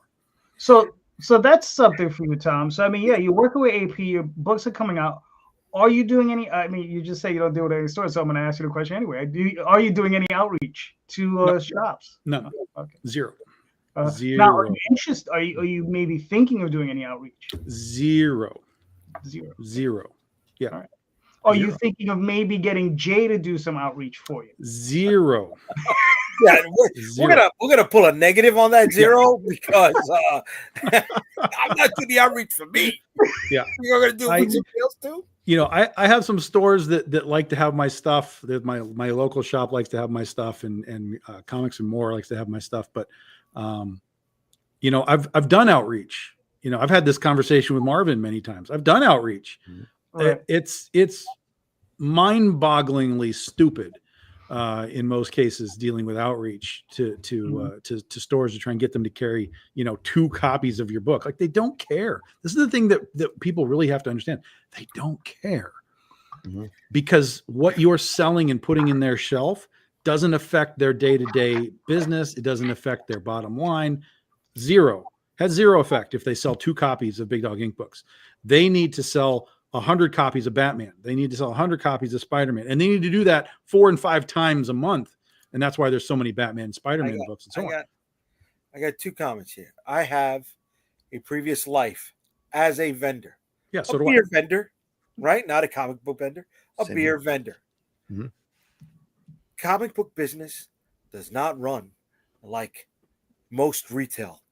I mean, it does not at all. At all. Nope. You've got 1 week, you got, 1 day a week shipments, whereas other retails get shipments 2 to 3 times a week. Yep. Right? They don't get the repeat business that they do in some retail places. People will come in multiple times for the same shirt and the same pair of jeans. People will come in multiple times for the same slice of pizza. People will come in multiple times for the same gallon of milk. They buy the book once, they're done. So I understand the variant combo gimmick, right? It is easier selling an independent craft beer to a bodega that does not understand craft beer. All right, they understand Coors Light, Corona, Heineken. That's what they understand. All right, but I could put in Frank's Fisherman Ale, and they'll buy that shit and they'll sell that shit. Right? Because it's beer. Because it's beer. You get drunk off of it. It doesn't happen with comics. No. Well, that's because beer is beer and Spider-Man isn't invincible. See? Spider-Man isn't invincible. They're different things. Right. Okay, but you know what? Coconut water was invincible. And I say coconut water because it did not have shelf space 25 years ago. Sure. It was not. It's not to say you can't become and grow up the ladder. Right. Certainly. But it takes a long time for coconut water, invincible, borderline canceled multiple times, to build itself to selling really at its peak about 17,000 copies. So it wasn't like it was blowing up like Walking Dead or anything like that. Right. They sold more units when in those 6 weeks of the first television series. They sold 120,000 trades Right. on Amazon in those first 6 weeks of the show. Mm-hmm. Yeah. Well, in Japan, they've already established the fact that the animes are vehicles to sell more manga. Mm-hmm. You know, that's an established business model for them. You understand? So here we have that business model in Japan. Yeah. Here we've proven with Invincible that business model can work, Mhm. right? But there's one more thing that we're not. It also work with the boys. It also worked with the boys, right? Yeah. So you know what? There's two things that apply to that. Amazon and Walmart have made this statement many times. By 2025, are gearing up to be a combined 25% of the American spending dollar.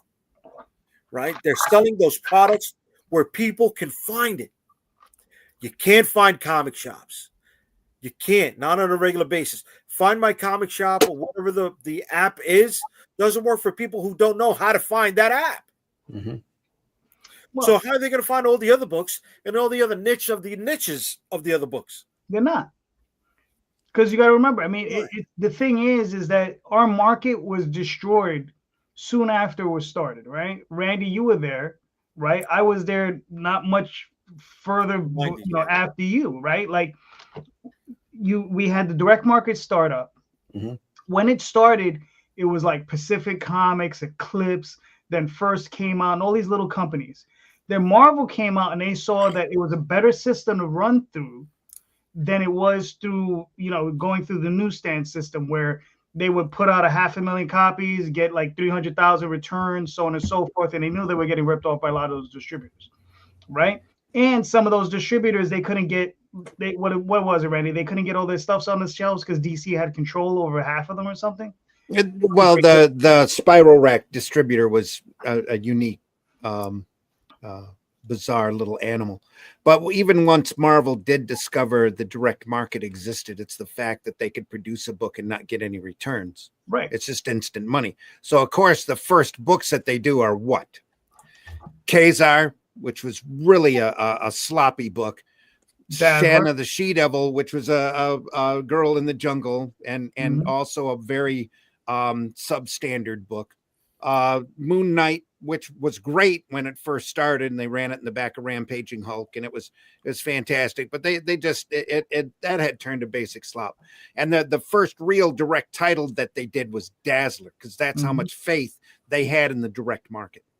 Yeah, seriously, they've never respected it, but yet the retailers are constantly grabbing their ankles and inviting Marvel to do it to them. Yeah, but here's over and over again every month. It's amazing when you sit there and you look at the start of the direct market and how little Marvel and DC even gave it remote credit to until they realized they could literally produce slop and not get any return. Right. I mean, Bill Willingham said Elementals #1 sold 80,000 copies. Yeah. In 1982. Mm-hmm. Right? 80,000. Mm-hmm. I mean, they're Image Comics that don't. There's what, 3 of them? I think Spawn is back down to 30, maybe 40. Yeah, but you're comparing old market to current market. Right. On that too. Back when we were doing Arrow Comics, we were moving 20, 30, 40,000 issues for a while. In the 80s, right. Once Image popped in, though, everything shifted. Yeah. Well, the whole market changed to the circle template era. Yeah. But the thing that really killed it is when Diamond took over, and that's the real issue. That was a big thing too. Yeah.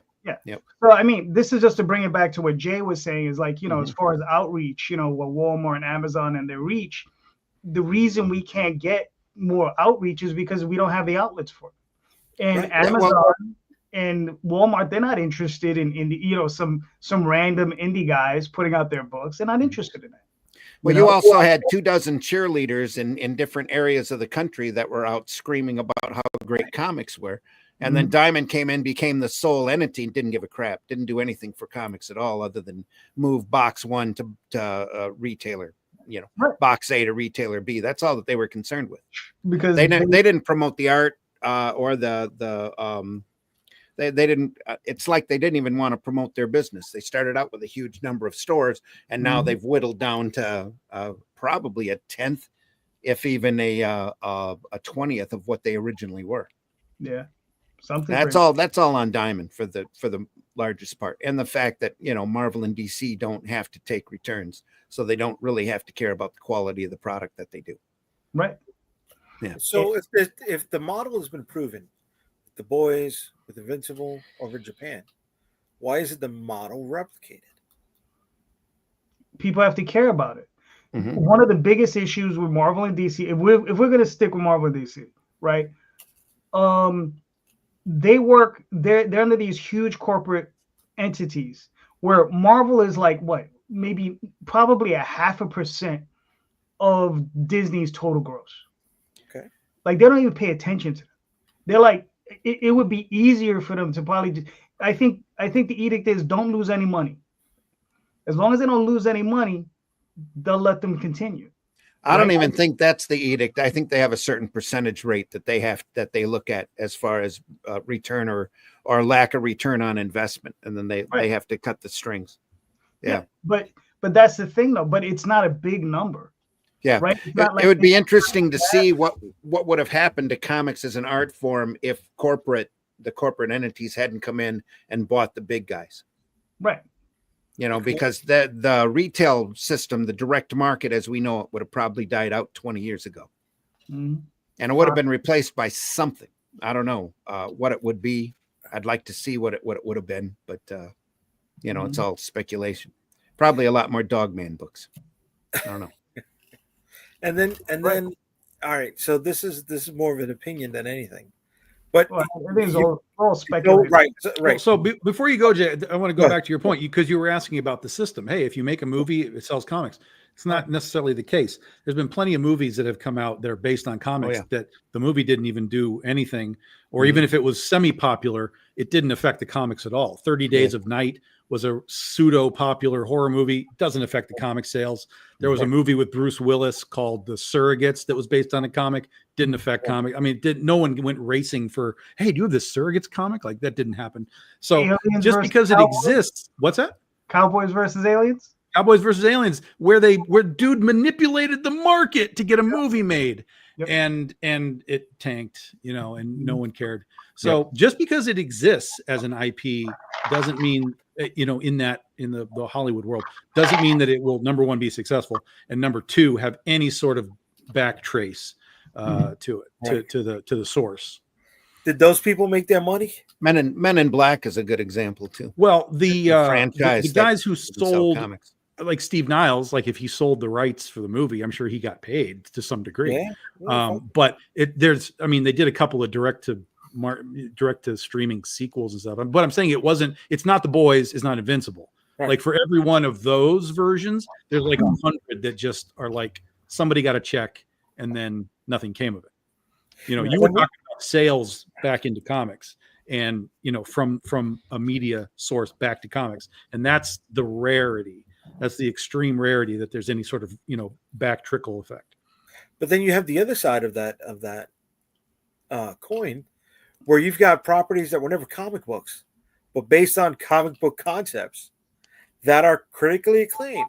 Right? You've got the Blade series, which spun out a franchise, and then you've got this Agatha Bewitched thing, which characters that never had their own books. You're assuming they were successful. Yeah, Blade was never a successful comic. Yeah. Oh, it was never a comic. Yes, it was. Never a comic. Are you kidding? Yes, he was. Oh yeah. Blade had his own series. Yeah, back in the 90s, Blade was a part of the Midnight Suns. He had an ongoing series, multiple miniseries. Right. He had his own many times. He was part of the Night Stalkers. He was part of the Trinity in that series. But he had his own under the Midnight Suns imprint. Yes. Yeah. Yes. And Agatha Marcus was a John Byrne character, right? He carried her from series to series. Sure. I think Kirby created her. Right. He was right. But he kept her in the Fantastic Four. He brought there we go. Atomic Blonde. Yeah. Atomic Blonde, Snowpiercer. Yeah. And that's if they were comic books. Right. Right. He had 2 solo titles, but way after. Yeah, and there's Oh also yeah, he's had series since the movie, of course, Yeah. but he had Yeah. stuff before the movie came out too. Mhm. Yeah, and a couple other movies was Road to Perdition, No, Yep. she said that. History of Violence. History of Violence, History of Violence. Yeah. Yeah, From Hell. From Hell. Right. What's the other one? Ghost World. Ghost But World. again, Yeah. the point, most of that stuff, when it became a movie, there was no surge backwards to get the book. Watchmen is maybe the most recent thing that probably surged some people back into buying Watchmen, but it's been a perennial seller anyway. Okay. Now That's an evergreen that one's work too. yeah. Yeah. Okay, I hear you with that. All right, but and I The think Boys- Sandman might have too. The recent one I think did have an effect on the sales. Yeah, it did on the Okay. on the trades when that's it first great that you're started up. saying Yeah, that because The Boys, Invincible, and Sandman, right? We're talking about things that came out in multimedia in today's world of multimedia tie-ins, right? That synergy bomb, and it hit and it paid off for them. Yeah, Road to practically Perdition, nobody- Snowpiercer, Atomic Blonde, they came Yeah. out just before that. They were on the cusp of it.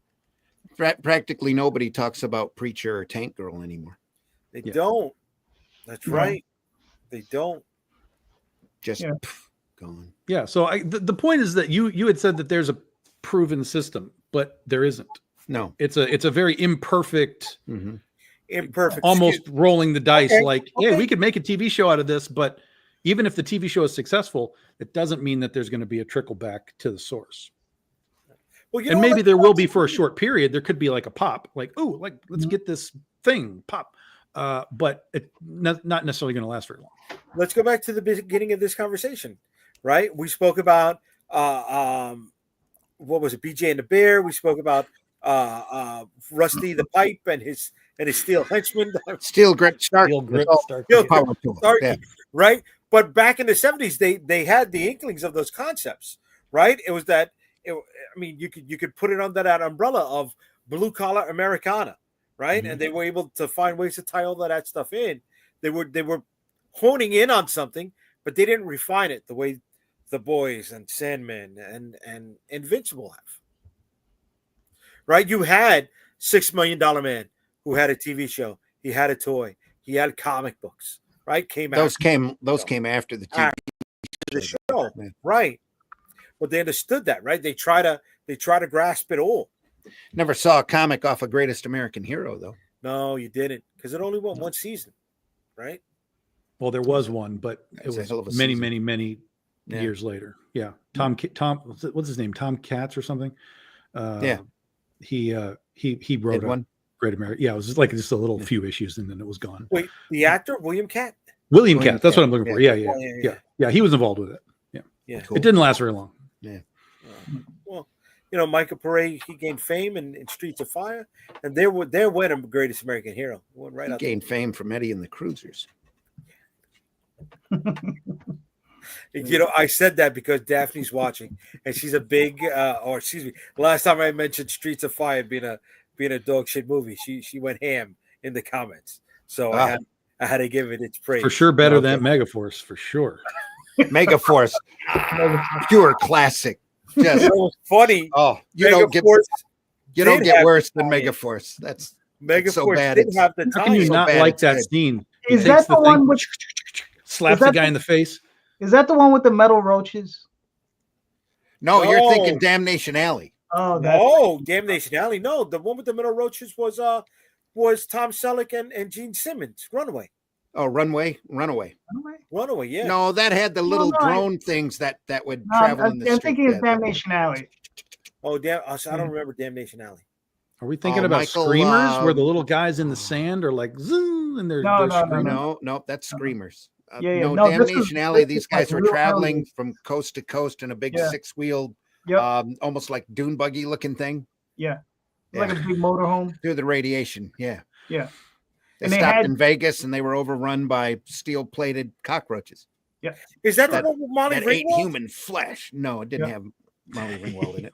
No. There was something. There was like a sci-fi No, that- thing. Yeah, With that's a big different windows? property. Yeah, that's that's a Red different film, yeah. something. Red something. I don't remember the exact title of it, but Yeah. Yeah. Oh man, you're triggering me because I like that one with Molly Ringwald. I liked it when Patrick Swayze was that future apocalyptic swordsman. Oh, don't say you don't remember There this. were some great crazy films back during that era. Futuristic. What? No. I think it was called Patrick Steel. Swayze? Yes, sir. He was a futuristic swordsman. He had a You sure you're not mustache. thinking- He had a mustache and he had a You string sure- bandana. I You forgot sure, what. you sure you're not talking about Zardoz? And it was what's his No, name? I know Zod. No, it wasn't. That's Zod. Sean Connery. Yeah. No, Yeah. Sean Connery. No, Are you talking about Steel Dawn? Steel There we Dawn. are. Yes, sir. Fucking Tom with the win. God, see, that's why I can't invite you to trivia. Red bro. Dawn, Steel Dawn. That's you know. he was a Dawn guy. Look at that. Yeah. You chased him on a dirt bike. Yeah. There you go. No, the one. Now the I'm dirt really bike- hoping his name was Dawn in the Tu Wong Fu movie. I know it wasn't, but it would be great if his name was Dawn in that movie. Space Hunter: Adventures in the Forbidden Zone. Oh, okay, that was the one. It's with another the young great Molly movie. Ringwald. Hawk the Slayer. Remember that? Oh, Sword and Oh, Sorcerer. Fire. Yeah. Oh, that's available on Great stuff. Prime now if you want to watch it. Is it? Yeah. I'll have the to look Slayer? that up just so I can point and laugh Hawk at the it. Slayer, yeah. What the fuck did I watch? the other day? Great stuff back in those days. Yeah. Yeah. Crazy stuff. You don't see the likes of which around anymore because nobody wants No, to spend you know that kind what? of We money. said this. Randy, we said this a few weeks ago on my thing, bro. When they were coked up in the 80s, they came out with some really good shit. It was fucking off the wall, right? But they let them cook with that stuff, bro. Yeah, yeah. Really? Come on, trancers, fucking trancers. Come Mhm. on, man. Laser Beastmaster. Blast. Yeah, Laser Blast. Was half a nipple away from being a porn. It really Mhm. was. I mean, it was shot with the same lighting. They probably used the same sets. Definitely used the same actors and actresses, right? They just didn't show any nips or clips, right? That I was like how Logan's, Jay that just was Logan's completely- run if you look close enough. Yeah. I like how Jay Great. just completely overran the fact that Randy just said Laser Blast. Yeah. Somebody finally knows what the fuck a Laser Blast is. Yeah. I don't remember there being a lot of nipples in No, Laser there's no Blast. nipples there in wasn't. Laser Blast. There wasn't. No. Randy, these motherfuckers here tricked me into watching just- that shit. And then a stop motion alien and a guy with a gun Yes, instead of an sir. arm. Yeah. I'm looking at this and I'm like, were they the ones that was on fucking coke when they recommended this shit to me? No, I'm see, watching the this, I'm funny like, part, Jay, is that it was never recommended to you. It Right. was simply brought up as no one knows what this fucking movie is. Why Yeah. doesn't anyone know what this is? Right. And You guys nobody told me I knew. needed to I watch never it. once told anyone you have to watch this movie. Bro, I I watched that might have. motherfucker. Well, you might have, but I sure didn't. I watched that motherfucker on 4 times speed on Amazon. You know, when you do the hour, the Well, that's arrows- why you didn't like it. You forward. didn't get the nuance. I You missed saw all Exactly of right. the nuance. Thinking I didn't miss a Exactly beat, right. bro. Yep. I didn't miss a beat, bro. Oh my Movie god. nostalgia Well, yeah. directly traced to It's a HBO's very limited nuanced life. film. Yeah. It was an anti-Star Wars film. You didn't Yep. understand what they were doing. Well, it was And made. anti-Star It was Wars made film was despite good Star God. Wars. Is what Yes. it was. Yeah. Yes. There was no Star Wars reference in there at all. It's not like Yes, there was. They, Galaxina or- they blew up a Star Wars sign. They blew Oh, up a did they? billboard Oh, yeah. that said Star Wars. Yeah. Oh, okay. Yeah. Yeah. You guys right in You've the obviously seen that movie a lot more than I have. Then. Oh, yes. Yes. It's one of the few things other than the aliens that I remember from that movie is when he blows up the Star Wars. Mhm. Really? That's all the Okay. thing I remember. Oh my god. Making a statement. All Yeah. right. He's That was wandering probably a last around. minute edit in too. He sees You the know what? sign. Fuck He gets Star all Wars. bent out of shape, and he just boom, Yeah. blows up the sign. Okay. When I saw the aliens and Laser Blast, I thought that was like test footage for like Land of the Lost. I was just like More sleaze stack. Conception. Yeah.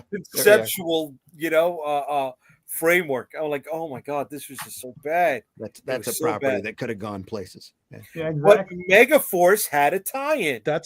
I reached out to them to sold license toys. to license the comic, and they were dickheads. Megaforce? Or No, Laser Laser Blast, Oh, Really? because it was the 35th anniversary for the movie like 2 years ago or something. yeah. And so I reached out to them. I'm like, "Are you guys doing anything?" Like they released a Yeah. Blu-ray or We were something. I all don't know. what watching it was. Cannonball Run. And I was like, "Hey, you kind of built a little bit of a world here. Like we could do more with this." And they just were dickheads. So I'm sorry. Really? Yeah. So who owns it? Is it just some Full private? Moon Studios or whatever they're called. Oh, is it Full Moon? Oh, Full Moon. Yeah, that's why you don't see any of those properties around. Yeah. Doll Man. Yeah. Yeah, they Well, they have licensed their own some stuff channel. out to or not Anart Press, Action Lab. There's some of that through Action Lab that Is they it? did. Not But anymore. yeah, no, not anymore. No, definitely not. They were very anti crowdfunding. Oh, Even though I was like, look, here's like we can wow. do crowdfunding, we can do this, we can do this, we can do these multiple things, and they were like, we don't do crowdfunding. I was like, do you understand that like Power Rangers is there, like Godzilla is there, like properties and names are there? And they were like, we do not do crowdfunding. And I was like, okay. All right. Okay. All right, whatever. Legion M does crowdfunding, and they, what's his name? Nicolas Cage has no problem working with Legion M. Some people just get stuck in their ways. You know? Yeah. I'll What come about back to yourself? them. I think the I'll 80s come were back to them. I'm experimental. watching for them to, announce bankruptcy so I can just buy the property outright. I'm with that. Yeah. I like that, Michael. Yes. Something about that late '90s, turn of the century. They had the chops to do special effects stuff. They didn't have the technology to pull off some of the special effects stuff. Yeah. It wasn't there. It doesn't hold up. The lighting doesn't hold up. But the '80s stuff, because they had to use practical effects, looks good today still. Battle Yeah. Beyond the Stars. Let's say good. Right. Yeah. It's all that. Let's go. Absolutely. Yeah. But I know what you're saying. I completely agree with you. Yeah. The first Evil Dead movie was a fucking camera on a plank of wood and two guys running through the forest to recreate that low-angled shot of somebody crawling through the bottom of the forest. That's great stuff. Put that up against. But that's a shot. I mean, I think what we're talking about is Ghoulies. Yeah, we're talking about like the monsters and the special effects, not the camera tricks. Camera tricks are great. Like, those are cool. Okay, but there was a movie that just came out now, The Watchers. I don't know if you guys saw that. Yeah, the one where they're in the box in the woods. Yeah. With the special effects that came out in that movie, does it look as good as the first Evil Dead? What special effects? Yeah, exactly. They had special effects when they were morphing, when the fairies were morphing into the people, and it just right. No, that's all that CG stuff is fucking hokey. Yeah, man. And so one of the problems is that because if you have a real world thing like real people in real environments, but then the CGI doesn't look real, like within the environment, it looks terrible. Yeah. Whereas if you were to turn that into like a puppet or something, at the very minimum, it would be a real puppet. So it would exist within the reality space, like Dark Crystal puppets and stuff like that. It would at least be a real thing that you could light and do it properly, and it wouldn't look weird. It would look weird in that it's a puppet, but it wouldn't look weird in that it looks like some shitty CGI thing. Thing is always going to hold up. That's a super evergreen movie that'll never go away. It's always going to have a cult following. But the main reason for that is the special effects guy learned and loved what he was doing. Just about cost him his life. I think he was 2 months, at least 2 weeks in the hospital from exhaustion after the movie was made. Yeah, really? I think that one. I think. Predator, he just busted. And he was a young kid who basically said, "Yeah, John, I can do it. Let's go." And basically figured out how to do a ton of stuff.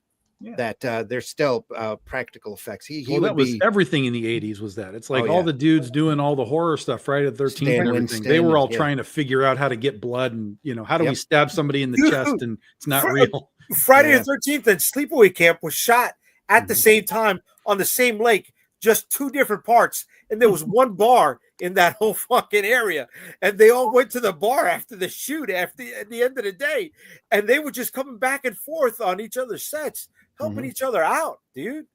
Yeah. Probably for weed, but fucking they were doing it, and maybe coke, but they were still fucking doing it. Drugs were purer back then.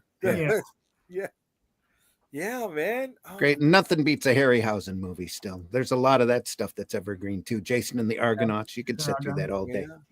Yeah, Clash of the Titans, stuff. Man. Clash of the Titans. Clash of the Titans, bro. Even the Beast from 20,000 Fathoms, It's cool. Clash Earth versus the Flying Saucers. Rob Bottin was the guy. Yeah, he was. Yeah. Look at that. Yep. Almost died from doing that. But he knocked it out of the park. Just phenomenal stuff. Yeah. Good stuff. You can still you turn the channels or it's on Pluto or whatever now. You just turn it on. You just have to watch it because it's that good. You know. Yeah, Just the keep thing is staring on Amazon like all the time. Yeah. It's very easy to get a hold of. It's evergreen. It'll never go away. Yeah, I In know. fact, like they just launched, they put like all the Carpenter stuff is on there, like all the Escape Really? from New York's and like everything is on there. Cool. Big Trouble in Little China. Classic film. There Also, you yeah. go. Dude, I know, Tom, I know you don't like Lady Hawk, but that was a good movie and it still holds up, man. Nah, The music is terrible, bro. nah. Oh, dude, the music's Alan Parsons. It's just out of time. He's a great creator. Parsons is fantastic. Well, I'm just saying the way it pairs up with that movie is just Yeah, it is a bad mishmash. Yeah, Yeah. absolutely. But it looks That- good, dude. And the thing is, I liked all the actors in it, with maybe the exception from the guy from Ferris Bueller's. I never liked that guy. Which The guy? mouse. Yeah. Oh, Ferris Bueller. Broderick. Matthew Broderick. Broderick was Yeah. he was the one, the go-between. The little thief, skinny Yeah, thief. yeah, dude, yeah. Yeah. And I think I If just it's not War Games or Ferris Bueller, I don't care what he did. Not interested. like I didn't like Ferris Bueller. I couldn't stand that guy. Oh, really? Ferris Oh, Bueller's yeah. amazing. Yeah. Nah, you know what it is? He was War the Games doesn't person- hold up though. But yeah, Yeah. the effects on that are horrible. War Games. I haven't seen that in like forever. Very dated. Yeah. Very dated. But then again, they were doing pixel generation effects back then and calling it's cutting edge. So Mhm. Escape from New York. Escape was from New York. fucking Yep. Great. Another Yep. great movie. That one, Warriors, and there's another one that has that post-apocalyptic New York setting. Damnation Alley. Warriors wasn't post-apocalyptic. No, That no, was it should have the been. 70s. Yeah, it could have been. Yeah, Yeah, it was. That was No, it dude, could have been. The Warriors. Warriors. the Come Warriors. out and Yeah, it had a play. little bit. It had a No, little man, bit that of was just the 70s, bro. New York. New York. no, was bro. No Yo, way. that was just the 70s, man. It was. No. Well, anyways, Yeah. look, that's and it's funny that Michael's bringing it up because it's that setting, that design aesthetic. That's what I shoot Mhm. for in New York versus the world. I want that post-apocalyptic New York look on those streets. But Escape from New York was fucking great, man. Yeah. Yeah. Fucking great. Yet put that up against the 6-episode miniseries DMZ on HBO Max, and no, it doesn't look good. I never watched it. Is it any good? No. No. Yeah, another comic book thing that no one knows what the fuck it is. Right. Yeah. Right.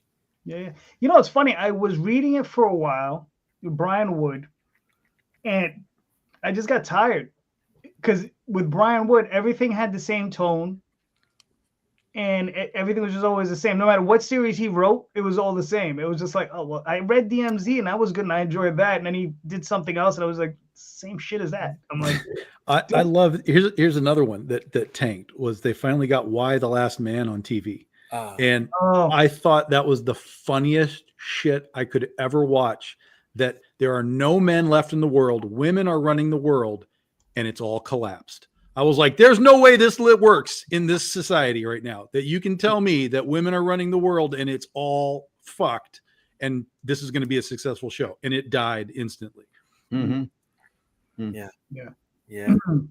Hulu, 6 episodes. That's it. 6 episodes. Yeah. Well, Although, that's New York. I knew him well. yeah. What was the other one? There was one on Amazon. The Mail Girls. The Paper Girls. Paper The Girls. Paper Girls. I like that. That was good. I enjoyed that one. Not 6 aware. episodes and done. Yeah. Yeah. 6 Yeah, episodes. nobody. You're the only one that watched. I liked I it. watched it. You and the guy who wrote it are the only ones. Probably. Yeah. Probably. Yeah. Well, he's the guy that did Why the Last Man too. Yes. Yeah. That's the only reason I brought it up. Yeah. Yeah, yeah. If they're going to do anything that he did, they need to do an adaptation of Pride of Baghdad. That would be incredible. Hmm. Could you imagine like an animated, not CGI animated, but a real, honest to God animated Pride of Baghdad? Oh my God, that would be amazing.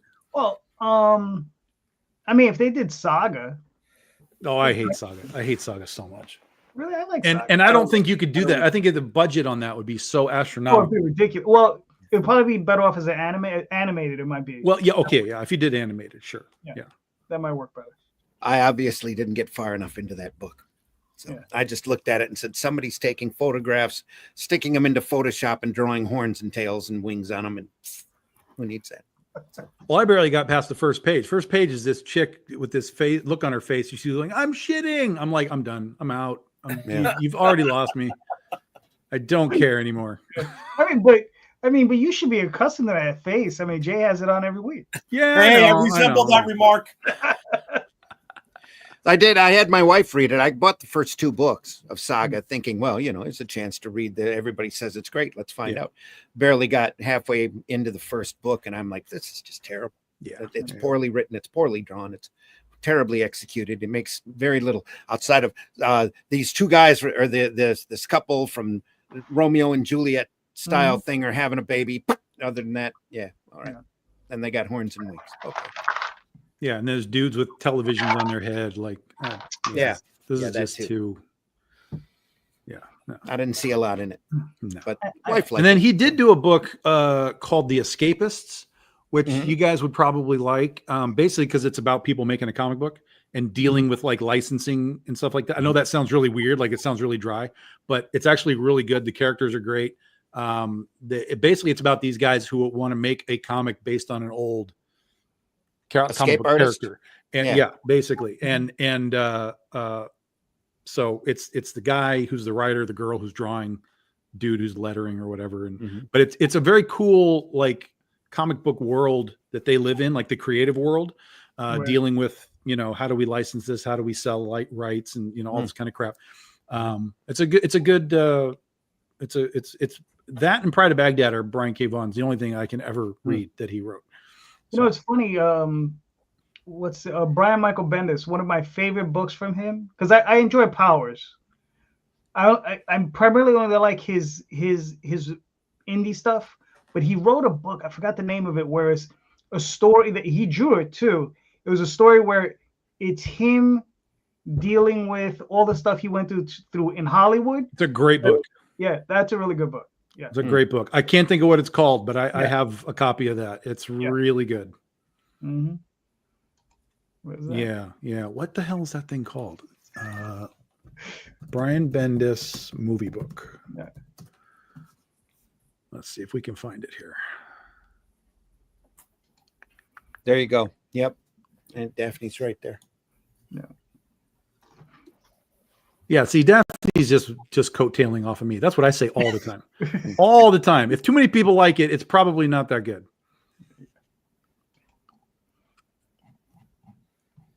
But it's true. It was just the 70s. Yeah. Yeah. Listen, I mean, Fortune and Glory. It's called Fortune and Glory. Fortune and Glory. Yeah. That I have it somewhere in the library. That's a great one. Yeah. That was one of my favorites. It's weird that the one thing that sticks out to that book for me every single time is he's sold his rights to, I think, Torso, maybe it was. Right. He sold his rights and he gets his check. They're like, oh, his wife is there. He's like, oh, look, we got our check for Torso. And they open it up and they're just both sitting there, and they're both sitting there, and they're both sitting there looking at it. And then his wife goes, I am so horny right now. Like, I was like, this is good writing. I like what's happening here. You missed it, Jay. Yeah, it's all right. Don't worry about it. I'll catch you. I'll catch you on the replay. There you go. All right, gentlemen. Look, man, we made it to hour 2. We got to spend a little time. It was fun. Thank you, Randy. Thank you, Tom. This was fun. I would thank Jay, but I don't like him that much. But Randy, where can we find you and your work? You can always contact my main social platform is Facebook still, screw Blue Sky. But arrowcomics.store if you want to read a lot of my stuff. Shadow Kingdom's available on Amazon, Barnes & Noble, any place that can order books from your local bookstore. Shadow Kingdom is available there. It's a great product. It's available in about 3 or 4 different formats at this point. There's a black and white magazine size, kind of looks like the old Marvel graphic novels. That's a lot of fun, like the old, like the Marvel graphic novels. There is a hardback edition of the book that's fantastic for $39.95 that has almost all of the same information as the campaign book. And if you're after the crowdfund book, there's still a couple copies available over at arrowcomics.store. And if you haven't read The Shadow Kingdom, it's a Robert E. Howard's first sword and sorcery story. It's recognized as the first major sword and sorcery story, especially here in America. Started the entire genre. It's got all those old tropes in it. Kull becomes king of Valusia and then finds out there's a conspiracy to overrun his kingdom by a race of shape-shifting lizard people, as they do. And then he has to fight that off. And then we're continuing Shadow Kingdom on in the Atlantean. First issue of that's coming out of the printers next week. Second issue will be crowdfunded over at Fund My Comic in March. So first issue was very successful, and we're looking at the second one's going to be even more fun. There's a lot. First issue, I'm kind of figuring out what to do. It's a great story. I'm really proud of it. The artwork's phenomenal. Second issue really picks up the pace, and I'm even more proud of the second issue, and it's just going to get better from there. And we're just going to keep going about every quarter and doing an Atlantean. So other than that, there's the podcast that I do 2 a week. Sunday morning at 9 a.m., Sunday Funnies, and Comics by Night on Friday mornings at 5 a.m. Eastern time on both of those, where we look at great comics by some of the true masters in the art form. We'll sit there and discuss them amongst ourselves and look them over. Right now, we're going through when do you Blueberry. do the Jay Rosario episode of that? The what? When do you do the Jay Rosario episode of that show where you talk about the comic greats? I don't know. I don't have it yet. So I've got a little bit of Jay's work, but not a lot. Right now, we're going through Blueberry by Mobius on Comics by Night, and we're covering the book Comics, the history of books in America. Be in Tom's lake. I'm just gonna fucking be in his fucking lake. But yeah, we're archived over at the Indie Comics Network. We've done all sorts of different works. We've been doing it for the last couple of years. We're really proud of the work that we've amassed. Like we spent an entire 4 months on Watchmen alone. We went through it issue by issue. It's a lot of fun. I was trying to get you eyeballs, Jay. What are you worried about? There we are. Yeah. Thanks, Tom. Trying to get you some eyes. What's funny is I thought you were gonna ask Randy when was he gonna break down Saga. Well, I don't want to sound mean, but we do the books that we love. That's fair. There you go. Now Tom. we know why Jay is not on that show. Well, it's the older books too, by the way. He loves Russ. Ha ha ha. Ha ha ha. All right, Tom. Where can we find you and your work, sir? BigDogInk.com, guys. Get books. We're starting our 15-year anniversary in January. If you don't know what we do, go to BigDogInk.com. We have trade paperbacks for everything that we do, or if we haven't reached a trade yet, you can get all the back issues for the new series. Critter launches in January. Then we do our first of 2 double-sized issues for Penny for Your Soul in March. That'll be our official 15-year. That's when we first published Penny for Your Soul 15 years ago. And then we'll have our first original graphic novel next year, The Shark Book. We'll do our first omnibus next year for Wizard of Oz, Legend of Oz for us. All kinds of goodies all year long. All right, cool. Mr. J. UnstoppableComics.com is where you will find all of my social media links. We'll be putting up some promo images on the stuff that's coming out this coming year. So get ready. All right, cool. Well, you can find me on the OswaldChronicles.com, TallTalesOnline.com, Facebook, all those different places. Sunday nights here with Jay, sometimes with Tom, sometimes with Randy, sometimes these other people, who knows, whoever shows up. And just remember, everybody, the Oswald Chronicle is currently on Kickstarter, so go check that out. And Magi's Grace, and thank you, Michael. Thanks, right? And just remember, everybody, in the links, in the show notes, these links are all in there. Click on those links, pick up some of those books, because those are awesome books by all these creators. All of them deserve your support. Yes. Thank you so much, everyone. And just remember, keep reading indie comics, especially ours. Have a good night. And have a good night, everybody. Thanks for being here.